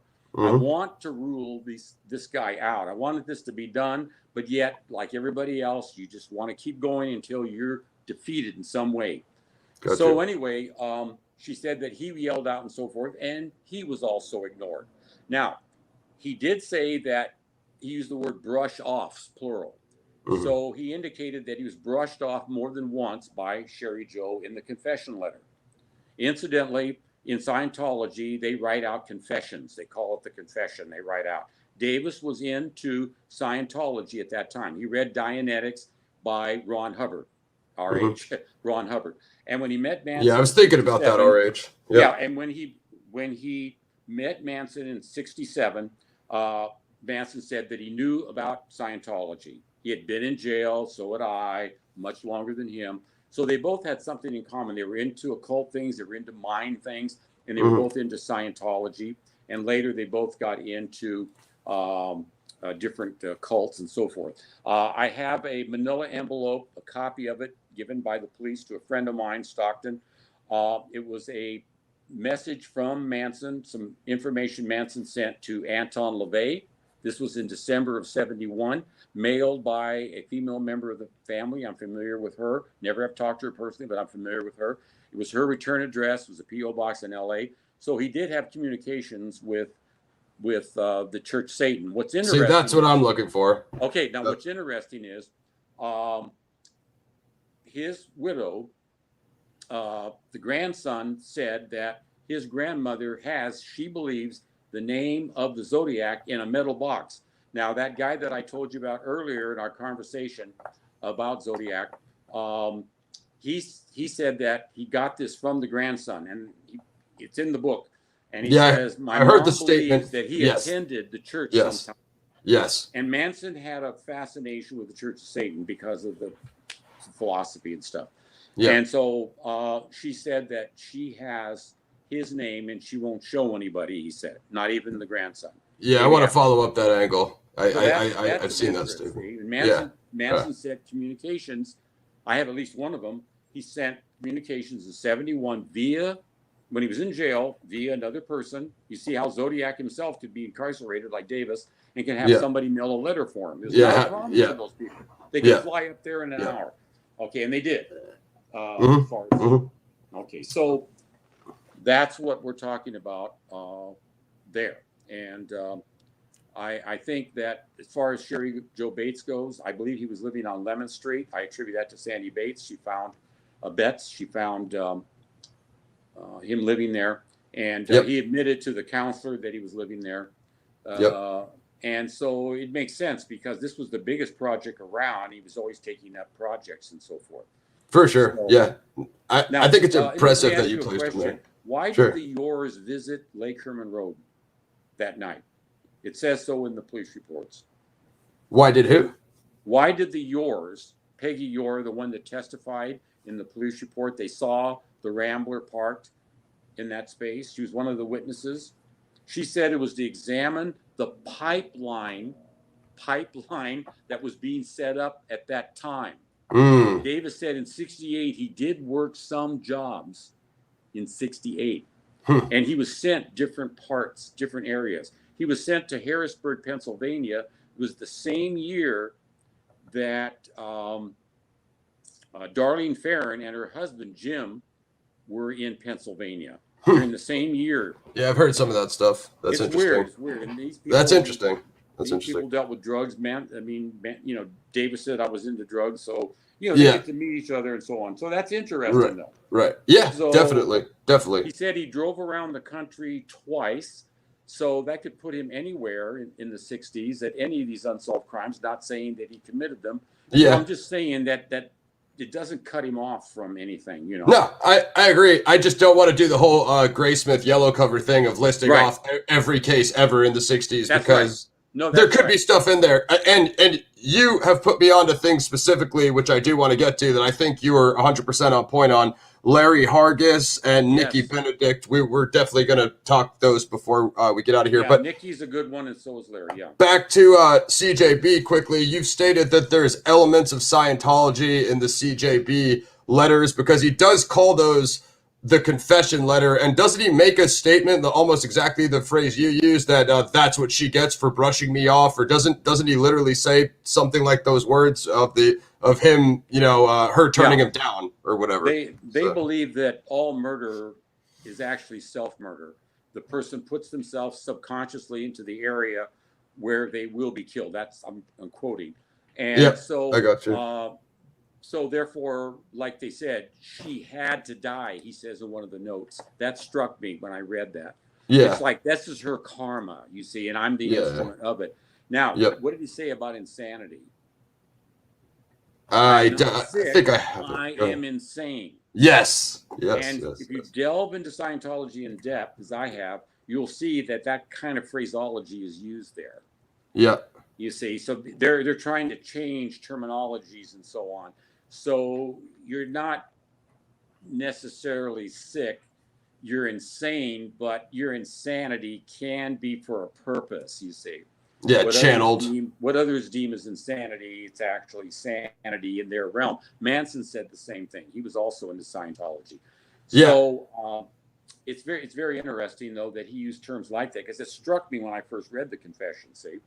And another thing, too, is that Davis did type when he was editor, and they did have Royal typewriters. We got this from a lady, that worked with him on the yearbook. Davis was very smart. He had a great memory. They chose him to be the editor-in-chief. And Zodiac did do, I believe, at least 2 or 3 paste ups. And Bruce would do paste ups for the, he had to do that for the setup for the yearbook. Yeah, that's interesting. Yeah, that's right. And so that's the thing. Good. And he went back, just after this, he went back home in Tennessee, just after the murder. And that's as far away as you can get from seeing the crime. Then he comes back again, and then he ends up working as a surveyor for 6 months. And then he ends up in Los Angeles. I mean, he's just everywhere. Yeah, for sure. Okay, so on the Scientology tip, so are you familiar with the Sons of Sam documentary on Netflix, David Berkowitz and Maury Terry's The Ultimate Evil? The whole Son of Sam cult. I've read the book, yes. Okay, cool. Well, I don't know where you're at on his theory, but at least you're up. So basically, towards the end of the Sons of Sam, conspiracy, there's these local cults of the disciples of the 22 and the children, David Berkowitz, whom they think is only, one shooter out of those many Son of Sam killing cases, which are, are almost around the same era, semi-similar to the Zodiac as far as, man and women couples, random shootings, just certain similarities, not exact, but some similar. Then Berkowitz writes this letter of the Arliss Perry murder in California, and that then relates the South Dakota connection to the process cult, which is an offshoot of Scientology that Charles Manson also met with. Davis as well as Manson were into the process. Yeah. And Manson lived just down the street from one of the branches and so forth. He was very familiar with their philosophy, incidentally. And incidentally, I looked through their magazines and I opened the page and there's a giant cross circle exactly as Zodiac drew right in the center, one of their main symbols. That's the process, or? Yes, the process. And I have it on my website. Yes. So that's one thing that I'm leaning into, and it's probably going to turn all the people that are coming at you onto me now. But I can't help but wonder if there's this. Good luck. I know, right? You can't wait. Yeah. There's this David Berkowitz connection to the process, which then, again, me leaning into the cult angle, because I definitely, whether it's LaVey or Aquino or the process, I definitely think that there is one, but it would just be interesting if they had that Eastern operation of the Sons of Sam cult, and then you kind of have this West Coast operation of the Manson family, possibly the Zodiac. It's not something I want to lean into too much, but it just seems to the process kind of does have their I mean, some people don't even want to connect the process to the Sons of Sam cult. They just want to say it's more of a Yonkers, satanic local thing, which I definitely think, the children and that whole element there. But then there's the process connection spanning to the, the Midwest and then the West Coast. But you seem to have found some links to Manson and LaVey and the process and Scientology. Yeah, I found, I was able to read a bunch of letters that were accumulated. These were copies of Manson letters that this collector had gathered over the years. And he let me in the room. I couldn't leave the room with the letters, so I had to sit there. I do some speed reading, and I was going through them as fast as I could. And I noticed in there several times he talked about people as being his slaves. That was kind of interesting. And I heard that before anyway, from former members of the family. Number two, he said, I have a Z team. Yeah, And this is in several books, especially the Watkins book that I mentioned earlier, My Life with Charles Manson. He said that Charlie thought Z was the most important letter because it was at the end. And when you're at the end, you're really at the beginning. He had all kinds of philosophies like that. And he named Candy Zizos, and he gave one of the children's name. It all started with Z's, like 2 or 3 names, and they're all starting with Z. So Z was a big thing with him, right? Zodiac, Z. Okay. Right. So anyway,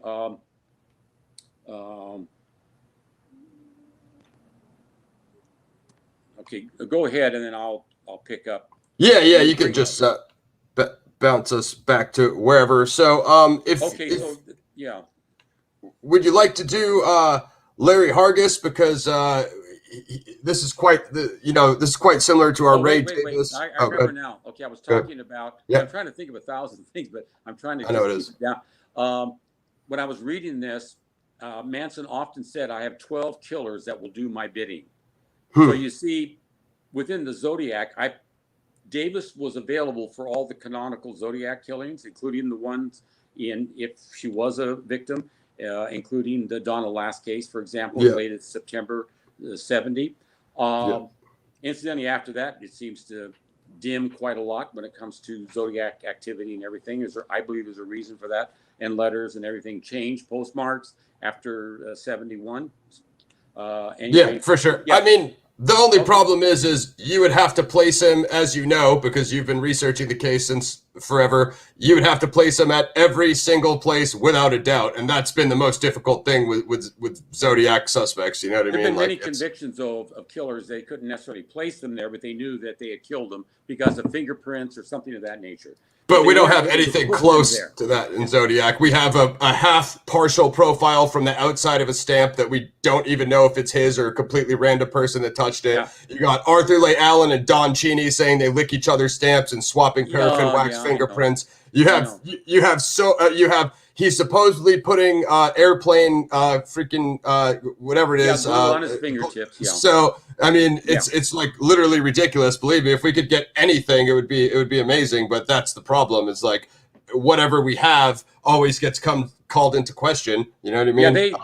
Yeah, they're critical of me, but you know, every component of the Zodiac case, and it constantly amazes me when these things come up, is controversial. The fingerprints are controversial. DNA is controversial. Yeah. Whether or not even people that are into Zodiac, I don't know if he killed Stein or not. Well, he did send swatches and everything, but still, that could have been somebody else doing that. And fake one, yeah. No. Yeah, I mean, you got every theory, every element of the case is controversial. I think a piece of Paul Stein's shirt would be almost like above the Zodiac hood. The Zodiac hood would be good, but it was only used once, so yeah, you know what I mean? Yeah, I know. Like, of course, I'm just saying that there are people that approve and disapprove of all the evidence. And you've got every kind of opinion out there about suspects. You've got over 3,400 suspects has been one of the counts that I've read, maybe more than that now. Yeah, absolutely. And there's been talk of, I'm sure you've been following the headlines of, suspect McDuff and a couple that I think Larry Kane most popped up, I think recently, a week or two with the so-called French cipher solution. It switches every week, guys, but you know what I mean? I'm trying to just, bring on people like, Howard here you were on the Zodiac task force with Tom, quite a long time back. And both of you guys have been researching it for a very long time. Let's bump to Larry Hargis. You put me on to him. We were doing the Ray Davis research, and this goes along with the, I guess you'd call them taxi cab driver killings with Ray Davis, Paul Stein, and possibly Larry Hargis. I think he's a good one. I think he's a good one. I think so, and I too. don't go around saying every unsolved case is Zodiac either. This definitely not. This fit what I was looking for to eliminate, and everything kept popping in there. He used a 22. He was a yellow cab driver, so was Stein. He even looks like Stein. If you look at the picture, I have another picture I didn't send you. He looks like Stein. He has a resemblance there, wearing the glasses also. And it was in the San Diego area. It was on June 25th. They found him. Zodiac sent a letter that was dated June 25th. He talked about shooting the man with a 38. Many believe that's referring to Officer Radic, and that could very well be. But maybe there was a dual meaning by saying the word man. Also, they called the police the man. So, I mean, there's controversy there even about one word. I was wondering what you meant with the dual meaning, but that makes perfect sense now that you're explaining it. Right. And so we have Ray Davis out of the cab, shot and killed. We have Hargis, same thing. Okay. Yeah, now, it seems very, very similar. I'm all in on the Zodiac pre-crimes. Up until Cherry Joe Bates, just because that one is just so confusing. I'm not ruling it out. I'm just saying that's by far the most baffling of the other ones because it has letters and all that other stuff. And Davis, you do have the phone call threats, which are quite similar to. Well, you had that. You had the phone call. The FBI says there was a phone call. The Cherry Joe Bates case. There were messages. There were 3 messages sent at the same time to different companies and newspaper, the police, and so on. And her father. That's what Zodiac did on one occasion. So everything is in there trying to get attention to the crime and warning people.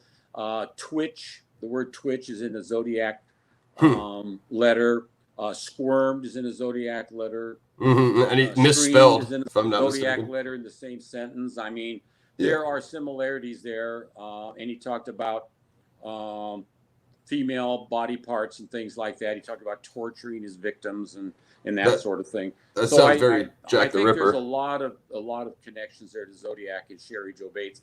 People look for him to do the exact same thing, and if it doesn't match up, well, what about going from inside of a car, shooting people and telling them to exit the car, and then being outdoors during daylight and approaching people in a costume. That's totally He radically different. he changes it up, and then also those are people that decided to go there like that day, so you can't really say that he was following them or he knew he would be there. Like, he obviously wandered around the lake to find people that were isolated, like on that one. You know, the whole theory that like he stalks them in advance, it doesn't really work for a couple of the cases because they didn't really tell anyone they were going to be there. They just went. You know what I mean? So pre-crimes, we've got like we've got Ray Davis, the Swindles, we've got Gavita Beach, and then well, I guess kind of Cherry Joe Bates, but yeah, I'm all in on those. Let's do Nikki Bennett, because you kind of pulled this one up, and a lot of people are kind of off the map on this one. It seems like this could fit. So about the same time I found out about the honeymoon killers. I was going through the LA Times, and I found that no one would really take an interest in that. I was pushing that many years ago. The same thing with Bennett. I found her in the LA Times and Benedict. And so I started researching that. And I noticed in the 67, April 29th notes that he said there will be more. And here we have May 1st, which is May Day. Okay. And we have a young blonde, blue-eyed female, athletic. This is like Sherry Joe Bates. We have a knife attack, a small knife. And the coroner said it was a small knife that was used on Sherry Joe. Now, they were both outdoors. One was during the daytime and one was in the evening, of course. But that doesn't shy away from things that Zodiac did during the canonical crimes, the basics. And we have her stabbed and left there. There was a struggle. The ground showed there was a struggle. And then the perpetrator leaves. So there were elements that were very similar, and he did say that I have killed in the past and I will kill again. And then here we have her just a very short time, almost a day or so after he sends that in the notes. Didn't you say there was a witness of somebody in a car that you said looked like the? I'm glad you brought that up. See, I listen. As you can see, I'm not very good at interviewing. My mind goes all over the place, and I apologize for it. I'm the same way. Yeah, I know. But I can tell you're great at what you do too, and we don't want to be judged because we just kind of move around. But for sure. Anyway, going back to that, there was a girl talking to Nikki that day before Nikki went off into her unfortunate destiny. And the guy drove by slowly twice, and she gave us the description. A San Diego detective told me by phone. I always try to say it was by phone or email, by phone. And he said that in October of 69, when we finally got the first composite of the Zodiac, we realized was very similar to the description that young girl gave us back in 67 when that car drove by, and she had short hair, glasses, and that sort of thing. And I've been trying to find out if that was an old Studebaker, trying to find out. It's my next question. The model part was, and I've not been able to get anything out of anybody.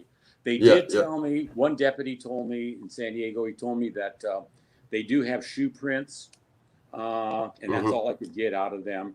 But I would like to know what kind of car it was. But he did say, he said, your theories can't be too far off because that girl's description does match what we saw in the composite. We thought that was interesting.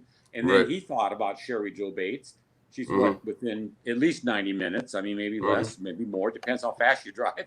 So, it wasn't that far away from Riverside. Yeah, and, definitely. There was a construction project going on at that time in Poway, very small little community there. And there was a construction project going on, as we know, in Riverside. There was one going on in 1970 in Lake Tahoe. So all of these places had construction projects going on, and Davis was, sent out there. He was a very good worker and a very good person when it came to doing welding and things like that. He could read diagrams, incidentally. You have to know how to read diagrams. And I've seen a lot of these diagrams. They're not very simple either. A lot of complexity there. You've got to know your electronics and wiring and so on, because you're going to interface with that during your work. And so that's another reason why they had to have a basic knowledge. You get electrocuted too, Right. putting in water pipes. So they had to know all that. And the whole Mount Diablo letter with the radiance, that's essentially a diagram, right? I mean, for all intents and purposes. Of Or it course. seems like someone with that I knowledge. saw similar things in surveyor books. He had to study Right. those books. That's what I mean. He aced the test. He passed the test. He wasn't stupid. I got you. I challenge people, read at least one of the manuals in road survey, and let's see if you pass the test, like he did. Yeah, I feel that. He's not that stupid, Yeah, I openly start usually most of my Zodiac discussions, which I'm not a math guy, a cipher guy. I don't come from any sort of math ground, so don't put me to that. That's test. Right. That's right. So we'll rule you out. Did you say that the mystery novel found in the Ray Davis taxi had a Riverside connection? Yeah, read inside the publisher and so forth. In the background of the author, Riverside is mentioned. I've already posted on that publicly. I guess I just assumed that what I post, some people were aware of, maybe 2 or 3 only, but I did post it. I thought maybe you had seen that, but I remember you mentioned it. Yeah. Yes, and my posting, I brought that out. I think there's at least 2 references to Riverside, but I looked in Wikipedia, I found him there, and I believe he may have even lived in Riverside. There's some Riverside connection there. Yeah, that was good. That was good research. So let's do the water connection sacrifices. So that's easy. That's an easy one. Swindles, Ocean Beach, Ray Davis, Oceanside, Santa Barbara, Gavita Beach, CJB, Riverside, just south of the Santa Ana River, and then every single other one does have some water connection, right? Lake Herman Road, Blue Rock Springs, Lake Berryessa, I guess Paul Stein, Lake downtown. Tahoe, Lake Tahoe. Yeah, that's good. I like that. Kathleen Johns, South Bay, so one's a little bit different. The canal was right that area. There was a big canal on there. I like the canal. Manson told them, when you commit your murders or your crimes, make sure there's some water element, either literal or symbolic, when you do it. Because he felt that was a connection to him. He connected himself with that.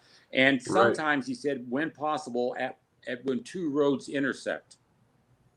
And this was also an old witchcraft teaching. They would meet each other when 2 roads intersect. Yeah. Meet there. So I've heard that, occult stuff. Right.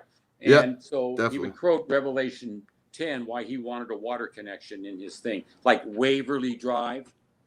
The Manson murders, Waverly. Yeah. There's a pool right there. I've been to the Tate home before it was razed to the ground. And I had pictures of myself in front of it. So I was kind of lucky to get there, but I had an inside person get me in there. But I saw the whole thing before they tore it down. It's a big mansion now. But there was a pool right there next to the house, right? So, I mean, those are the kinds of things that they would look for when possible, Manson said. You couldn't always fulfill that. So you have that there, but go ahead. Are there any that we missed? Stein is just downtown the Presidio. No real water down there. I wanted to mention Santa Barbara. Yeah. I'm the only one that has made the connection. Okay. Bruce Davis and Manson lived periodically in Santa Barbara at 805 Bath Street. Okay. And it's solid. It's there. Okay. They would go up and down the coast and they would visit Santa Barbara. Manson had friends there and they'd come back. And so during the same time, Donna Last lived in an apartment in Santa Barbara. It was from Santa Barbara that she moved to her final destination there in South Lake Tahoe. Of course, she worked at Letterman for a while too, but they lived within 3 miles or even less from her apartment. So they were in the area, and she was a young woman, and she walked around. She had frosted blonde hair. I think that they could have first seen her there. And he said, sought victim 12, like I've been watching her, I'm seeking her. He did talk about stalking your girls now in the 66 November letter, confession. So a lot of those things fit there. And I can put Manson and Davis there periodically up until the end of 1970, of course. That's when it stops. But that's when she was there, was in the 60s. Donna was staying in Santa Barbara. And she worked at the hospital there, Cottage Hospital. That's interesting. Yeah, Absolutely. that's a thing there. Okay. Yeah, yeah, no, I like that one. Okay. So you learned the case way back when from Dave Peterson and Bill Nelson. No, Also, I met them after. The oh, reason I okay, met Bill Nelson, and a lot of people are against him, but I have different takes on that. I'm not right, denying anything negative that he's done, but I'm only giving you witness to what I know he was able to do. Okay, and who he knew and detectives that he got me to talk to and everything. Very invaluable. I found a Zodiac, I believe a Zodiac note was left at the scene, and it hmm, wasn't turned into evidence. I met the detective through talking to him and letters, and he said that he was up to his eyeballs in 187's murders, and hmm, so he filed it away, and he wouldn't give me the name of the detective that found it in Doreen Gall's bedroom. She was the victim, and hmm. she had been dating Bruce Davis. Wow, And huh, Bruce Davis' friends said were angry at her. Okay, so certainly strange. yeah, and she was killed in an alley, stabbed to death brutally. Okay, so there's Sounds some like the similarity. Magnolia CJB. Street was there. Yeah, Magnolia Street was there. yeah, These different roads and everything. So yeah. there's a lot of connections there, but the water connection is definitely there. And what street did he call the police on in Vallejo? Was it on I don't have that one Springs? in front. It had the word Springs in it. Yeah, Follow me? think so. Yeah, no, Yeah, definitely. The yeah. water There's a lot connections. of that. And of course, Sure Lake thing. Berryessa, that's for sure. Now, the Yeah, roads were interesting. I decided to look at all the roads because I believe yeah, that Zodiac was very symbolic in what he did. I think the codes show that and other things, right. talking very mystically in these occult ideas of the afterlife and all that. He was driving down Knoxville Road, and Bruce Davis had attended college in Knoxville, Tennessee. Hmm. Hmm. In Vallejo, there was Virginia Road and Tennessee Avenue, and he was raised in Tennessee. Manson was born and raised in Virginia. I mean, there's all Yeah. these different connections. I don't have time to bring out all the different. Yeah, no, I see where you're going. Yeah, Um, they're very symbolic, and we don't think that way, and we're not psychopaths, and so we know Zodiac was, and so we just look for those things. You right, see, right, it right, doesn't right, mean that we're going to see them. It doesn't mean it's going to solve the case. These are just points of interest. We would right, not right, take them to a court of law. We know right. ourselves that it'll be fingerprints and DNA that will solve the case. For example, let's say everybody said, "Oh, I accept Bruce Davis," or "I accept Geik," or "I accept one of Sandy Betts' people. I accept so and so's people. They're the Zodiac." If everybody agreed on the board, it could be 1 million people. That doesn't solve the case. No, It's of not going to course not. solve the Yeah. case. See, Even so all the I know that. circumstantial I evidence know in the that. world. I realize Yeah. that. Right, right, absolutely. Another weird tidbit is if there is a thing to the whole Sons of Sam process, Scientology cult operating internationally. David Berkowitz becomes a reborn Christian in Yes. prison, and as does Bruce Same as Davis. Bruce Davis. Same as Bruce So if Davis. that's part of the whole thing coming full circle or not, I don't know. You guys can let us know in the comments. One comment that you did make was the operation of the Z Team Zodiac attacks in San Francisco Bay versus the Manson family activity in Los Angeles, and then you mentioned that there were hints that San Diego was next. Can Yeah. I ask you what information you had on San Diego being Yeah. next? Years later, while Tex Watson was incarcerated, they talked to him, and he said that Manson had 3 major coastal cities targeted for his revolution.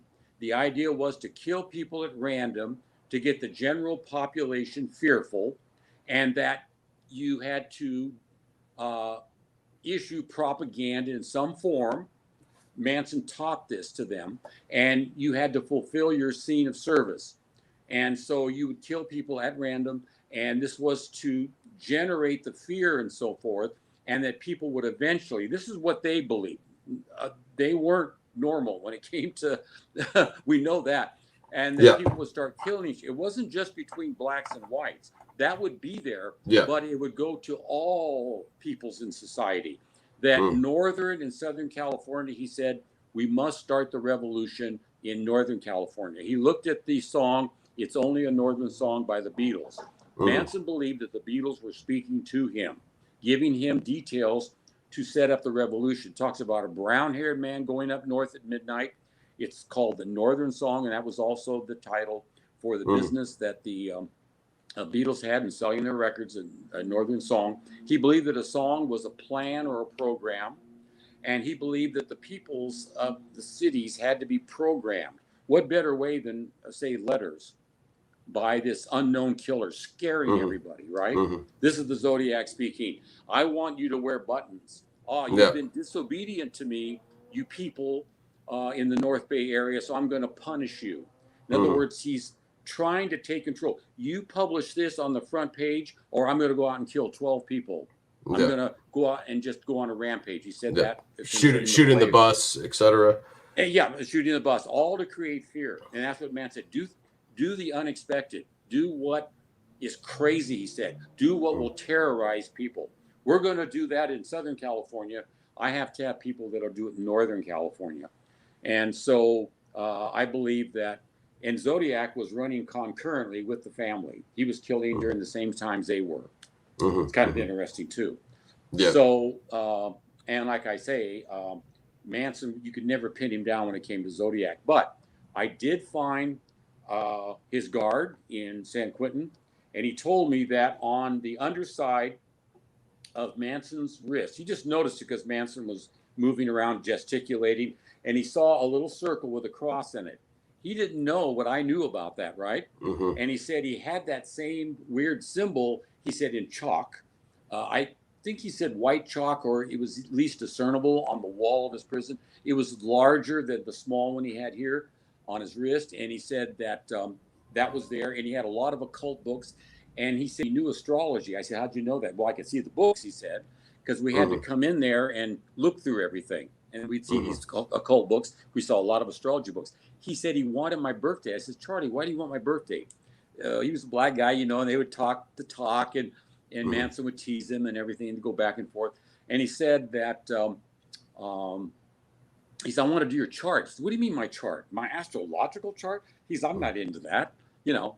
And I'm not supposed to do that, but I'm not supposed to get involved like that. Yeah, and give you any I don't personal want you to information. get my birth information and that sort of thing. So Manson knew, he said, astrology, and he said that he would predict many times, okay, it's a full moon coming up. Watch the yard, he would tell the guards.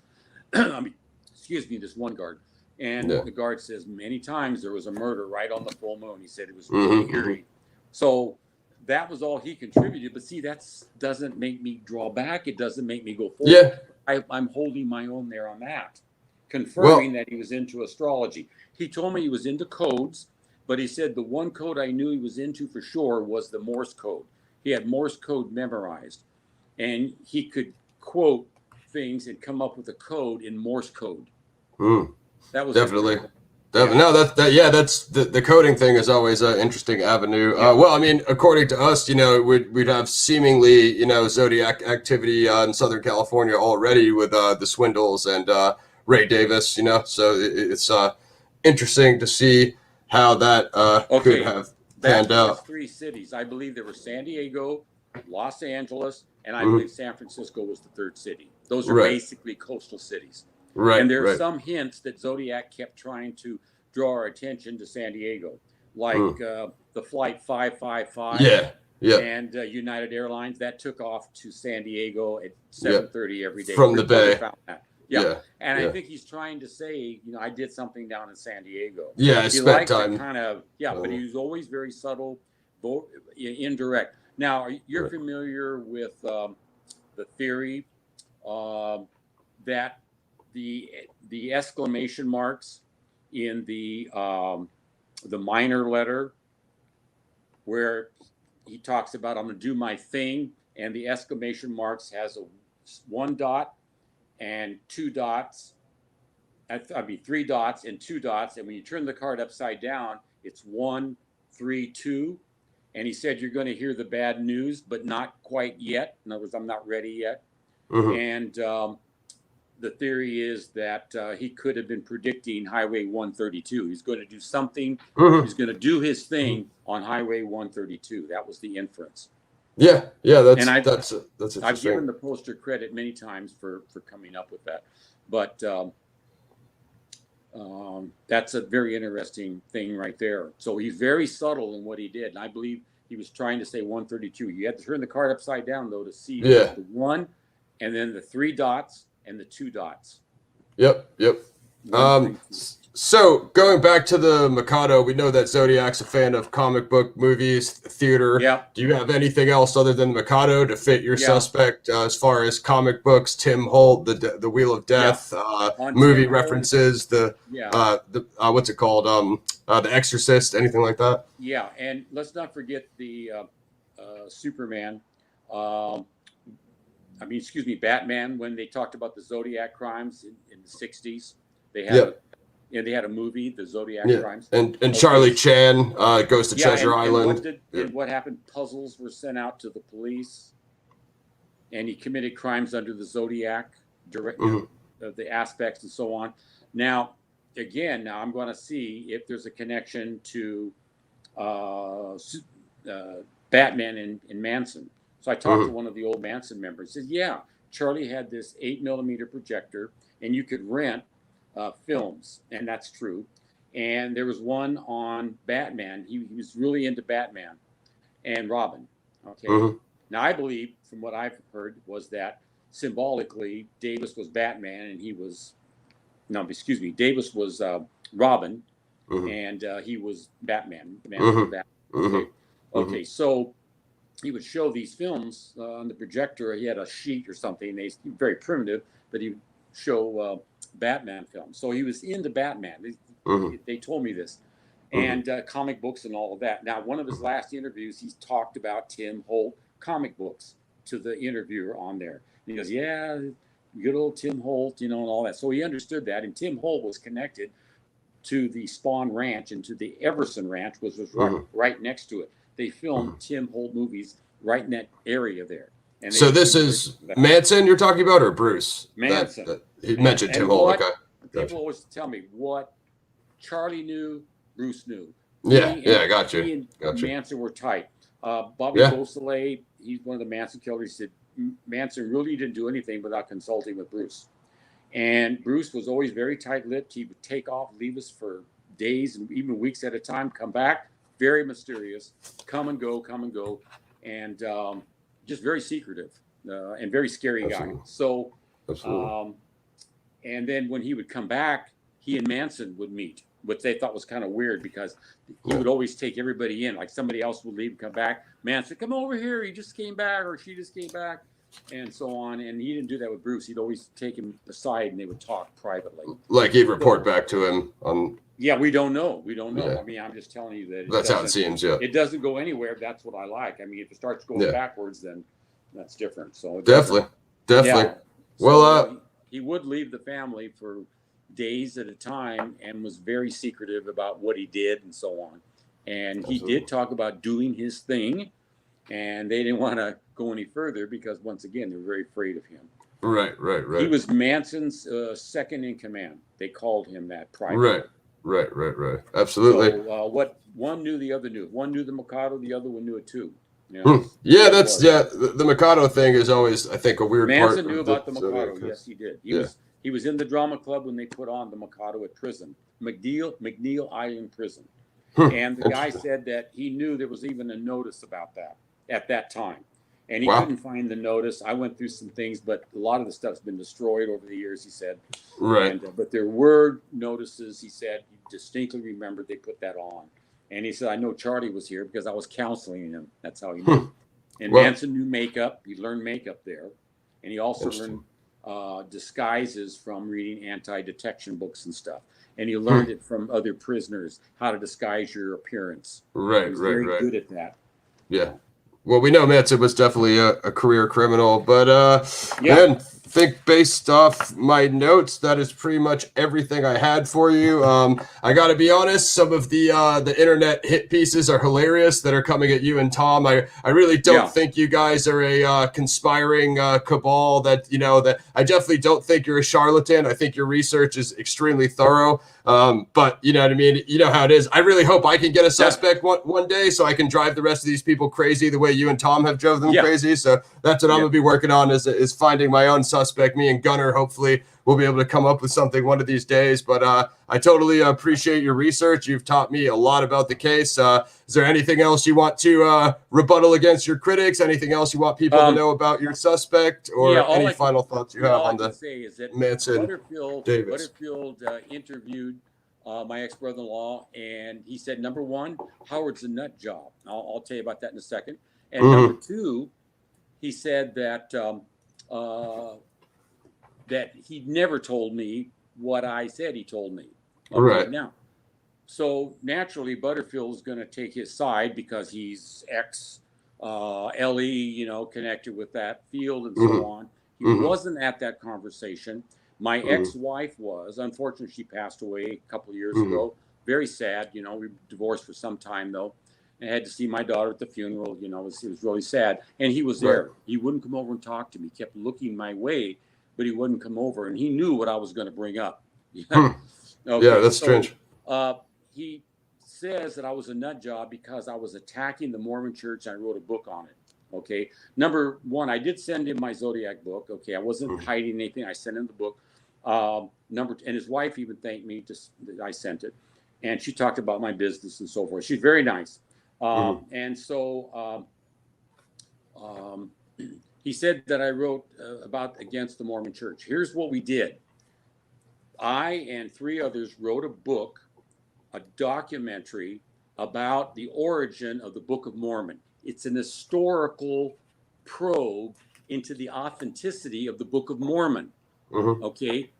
It's not a book on their doctrines. It's a book on the historicity of that book.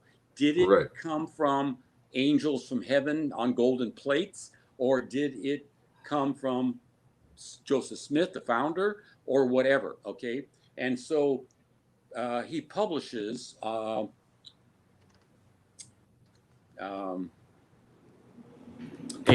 picture of my book. When we first started, it was about 531 pages. Our present work is over 600 pages, and it's the scholarly edition, and it's packed with documentation. It's just super thick book. So he's acting as though we're still back in 77 when I came out with the book, and we're still making these wild accusations. But we have tremendous backup now, and it's an historical work based on that subject. And we're not the first ones to write about that. And we believe one Solomon Spaulding wrote a novel, and that it was later taken out of a print shop. We document that and turned into what is now known as the Book of Mormon. Okay. So it is a documentary, and it is quite more extensive than when my brother-in-law knew about the first book, which was a much smaller work. We did get a lot of worldwide publicity and all that sort of thing, but he wasn't really justified in calling me that, but I can see why he would. And he was just saying that I attacked the Mormon church and all of that and so on, and he denied the conversation. But let me tell you something. If you're guilty of something, would you say, oh, yeah, Howard's right. Yeah, I was involved in this conspiracy. Yeah, we concealed information about the Zodiac. Yeah, you got me, you know? Yeah, no, you're going to deny it, you know? Yeah, for sure. You're not going to admit something like that. Yeah, yeah. Okay. Now, I mean, my God, you know, people say, well, they talked to Bruce about Zodiac, and he said he had nothing to do with it. Oh, yeah, no. Oh, yeah, you got me, guys. Yeah. You're the first ones to approach me, and I categorically say you're correct, and Howard's right, and yeah, for sure. Members, yeah.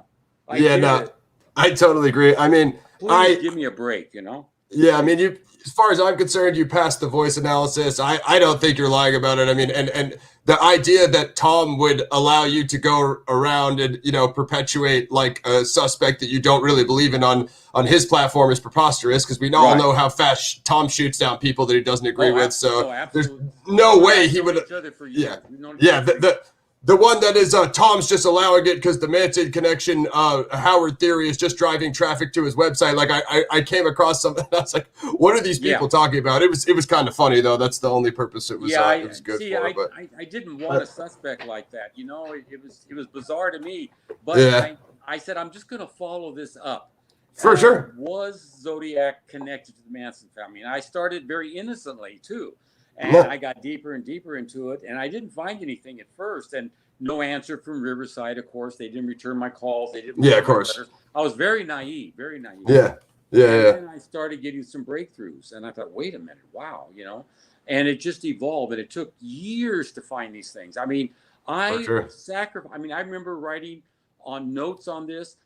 Let's go out and have dinner, Howard. Let's go out and I would say, no, I'm working on my Zodiac project. You know, I mean, I gave up a lot of social time. And it was a lot of money that I spent on Xeroxes, on gasoline and this and that. I spent a lot of money on that. Money I didn't really have, you know. No, and so I just didn't want that kind of a suspect. I was stuck with a Manson suspect. I could have gone off with Alan or one of the easier ones. You know what I mean? They're more fit and tie and more acceptable. You know? Yeah. It's just you know.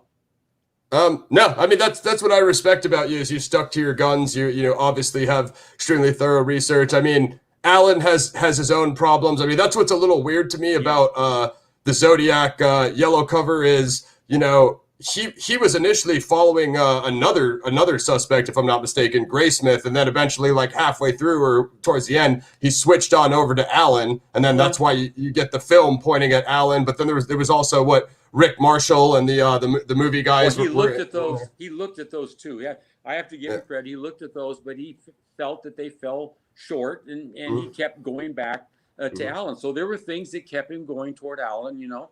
And that's just how it is. And I have to do the same thing. If I find the opposite, then I'm going to quit. I would love to quit.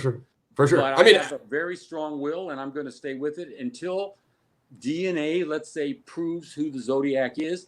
And it could be somebody none of us heard about. Look at the Golden State Killer. What I'm thinking. Look at the Golden State Killer. Had all these suspects, and it turns out to be an ex-police officer. Yeah, that's you never know.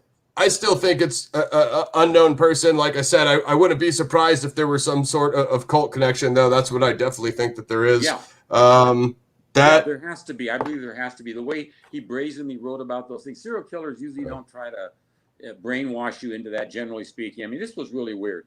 Push a philosophy. And also, you know, Satanism was at its height in the 70s, especially in the Bay Area, all the occult groups. So that's kind of what led me down that path. But I think that is all I have for you. Can people still purchase the book? And the website is... I sell it for $15. Part of that's postage, like $6-7 for postage. And so they can contact me through the website, and then I just give them the address. Absolutely. A check is best. I don't deal with PayPal anymore because they really screwed me over one time. So no more PayPal. I feel you. Zodiac Killer, MansonConnection.com. I think you guys should definitely check it out. I want to mention that you have a lot of great resources on here. It's not just you pushing your own personal theory and suspect. You have a lot of case research on here, autopsy files, suspects, letters and articles. You have great resources on here. So it's not just, I think that's another misconception. I want to say, over the years, I've had a lot of private communications, people saying, I need to find this or that about my suspect.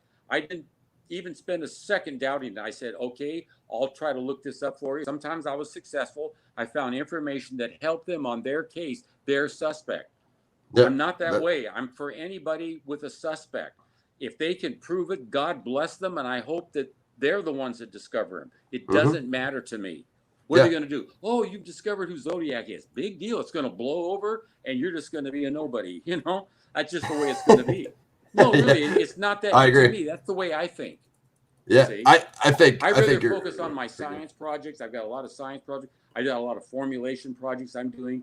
I've got doing a lot of research and different things, and I would just love to drop the whole thing. You know, but I at the same time I still have that in my heart to go forward, and then to the point where if another suspect comes out or if it's somebody none of us have heard of, I'm going to be just as happy as the rest of them. And and I know Tom would be too, you know. Sure, we're a little disappointed, you know, because that's normal. You're going to get over that rapidly, though. You're going to say, exactly. Got him, you know. Yeah, exactly. And again, we got him. Shout out to David and those guys that cracked the cipher recently. Look at this My Name code. He generated scores of names that could fit in there, all the 13 letters. Right. Right. That's why I'm not that excited about it until somebody can go a little further with this. Because yeah, I agree. And also, you guys have got. Do you still have the exclusive DVD? You've got the interview with Kathleen Johns. You've really got some one of a kind research over here on your website. So yeah, I've got Manson's parole form that he signed in March of '67 from Terminal Island. That's an historical piece. I saw that too. Copy of it, and I'm trying to sell it to a collector, but I'm not going to let it go because I know its value, and I've talked to different collectors. But they said if they had an interest in true crime, they would buy it. I mean, it's that valuable. For sure, man. Yeah, check that out, guys. You got to have that. Yeah. Interest. Check that out, guys. Howard has done some ridiculously amazing research into the Manson family, the possible Zodiac connection. His suspect, Bruce Davis, he's on the forum with us, so you guys can find us there. I'll put the links below, as well as Howard's website. I definitely want to get to check out your book at one point, so I'll be doing that as well. Hopefully, I can get some feedback to you guys on that as well. So I think that's everything on today's episode. Zodiac Files Interview 3, Dr. Howard Davis, suspect Bruce Davis. I don't think, quite frankly, someone as intelligent as you would be wasting your time if you thought it was a dead end. So I'm not, I wanted to stop years ago. Then somebody would say, "Look, I found this." Now we found some spectacular. Well, a guy that I know, he's ex-professor and he worked for the government for 8 years. We'll talk about that sometime, maybe.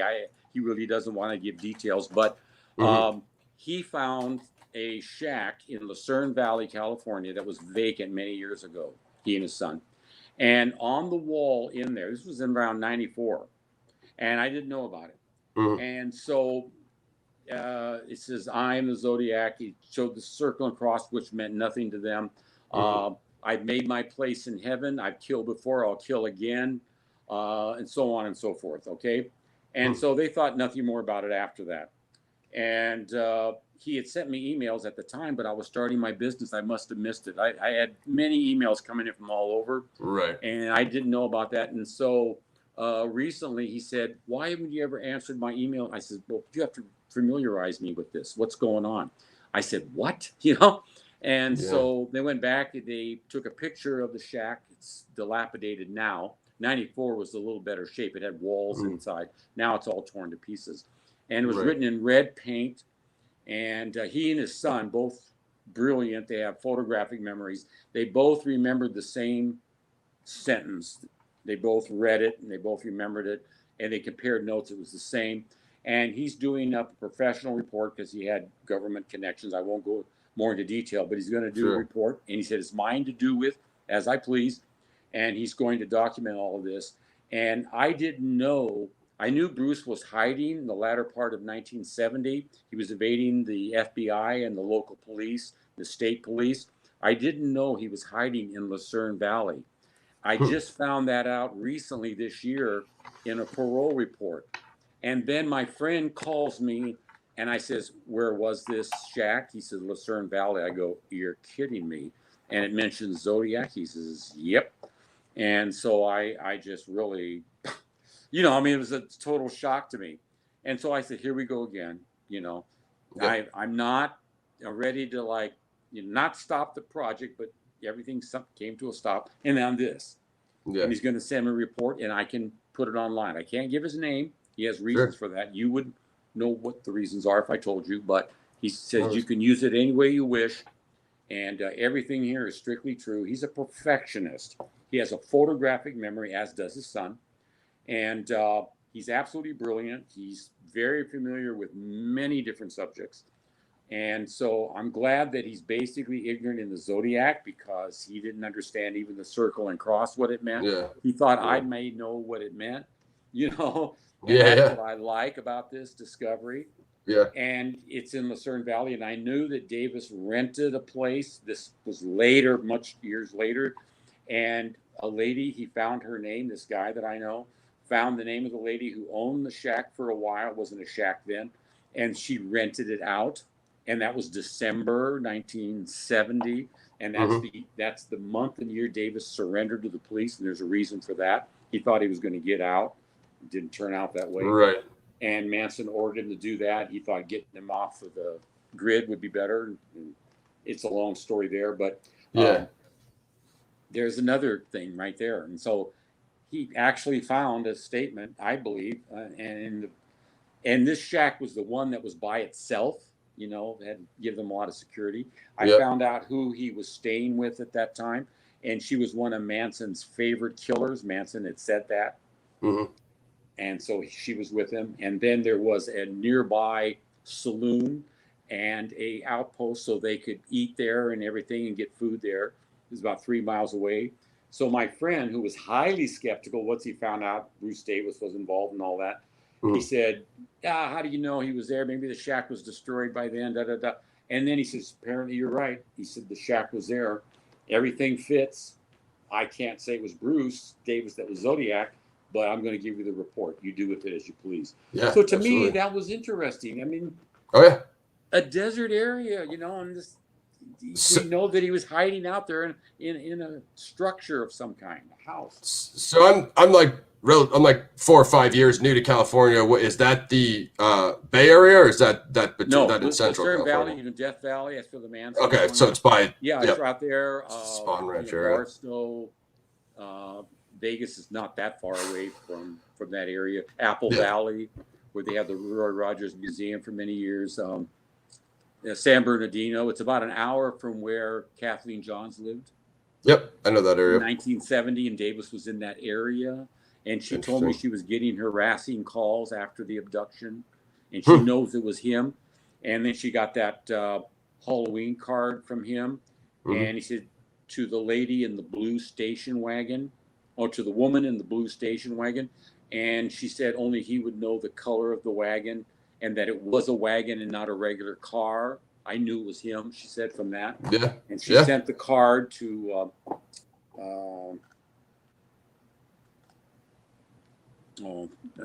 reporter. I can't think of his name right now, but it wasn't Hurricane. There's a lot that he wrote on. Anyway, it doesn't really matter because we called him and he said that he never got such a card. It could have got lost in the mail. He said that's not unusual during those days. But she said she mailed the card to him. She thought he would be interested. He wrote one article on her in the incident. He believed that she was abducted by the Zodiac.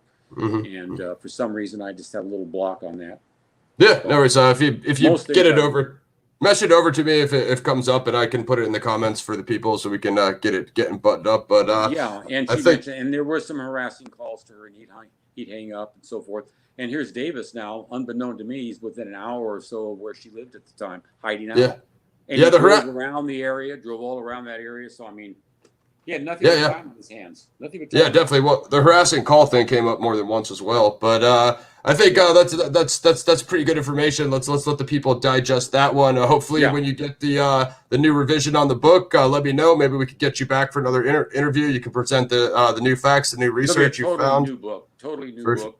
For sure. And that's, guys, I think you guys need to lighten up on Howard, quite frankly. If you saw a lot of the facts he drops on the forum, I think it would totally change your opinion. Again, I think the big issue people have is just the two such high profile cases being connected. I just bring up people and present their suspects like I did last time with Drew Beechin and the Don Cheney. So I'm interested in both cases. I think, like I said, Howard has a lot of extremely interesting material he presented here today. So I think you guys should check out the book and check out his stuff. This guy has been on the case for a very long time. So it's definitely another thing I want to mention is, I think we need to crowdsource this Zodiac investigation the way that Manny Grossman is crowdsourcing the Sons of Sam investigation on his YouTube channel. He's turning up a lot of just unknown facts about that case of people coming out of the woodworks that have known people and known things. I think that's what the Zodiac case is missing. If you know anything about this in the Bay Area or Los Angeles area or anywhere in California or anywhere that you think relates to the Zodiac, make sure you guys get your information out there, because I think that's the only way anything new is going to come up. Somebody knows somebody or has heard or seen something, like Howard's had conversations, behind the scenes conversations, and a lot more gets talked about than usually what gets released in the public. So there's a lot of stuff that I can't possibly bring. The time would just, just everything, just For real, for real. So that's all we got, guys. Like, subscribe, share. I hope you guys enjoyed this episode. Zodiac Files interview number 3, Dr. Howard Davis. Check out his book, The Manson Zodiac Connection, and the website is Zodiac Killer, The Manson Connection.com. Check that out. It's a great resource. Wayback Machine. You're going to have to go to Wayback Machine to retrieve it. And do that too as well. So let us know what you guys think. Leave your theories in the comments. Do you like Howard's suspect Bruce Davis, or is it going to make you lose your mind? You know, we know how these things go. So that's okay. That's okay. It's really about the case. That's what for real. I agree with that. I agree with that. And you presented it very well. You know your facts. So let us know what you guys think, and we'll get some hopefully some more guests. I got my series coming back soon, and I'll keep you guys updated on what's going on with my channel. Thank you, Howard. Appreciate your time very much. Thank you. And have a good night, sir. Appreciate your research. You too. Thank you. Thank you. Goodbye. Okay, guys. So I hope you enjoyed tuning in to the Zodiac Files interview number 3, Dr. Howard Davis. I know we jumped around a lot. It's an extremely complicated case, as you guys know. This is the Manson connection with the suspect, Bruce Davis. I have been doing a lot of Manson family research today. A couple quick shout outs before I go. Shout out to American Spy Fox. He has an amazing channel. He does the Nirvana series, Grunge Research, Nirvana History, the Kurt Cobain Death Conspiracy series. American Spy Fox has shared my channel and helped out, so I want to make sure I drop a card for him there, so you guys can go over to American Spy Fox and subscribe. Shout out to Drew Hurst Beeson. He does the Zodcast. Subscribe to Drew Beeson channel. He has the book Sighting In on the Zodiac Killer, Unmasking America's Most Puzzling Unsolved Murders. Drew Hurst Beeson. Definitely check out this, as well as Howard's book, The Manson Zodiac Manson Family Connection, and check out his website. Hopefully I will find someone that I can interview on the part of this series, but in the meantime, get ready to watch out for Zodiac Files episode 3, Cherry Joe Bates. It will take place shot on site in Riverside. Thank you. Like, subscribe, share. Thank you.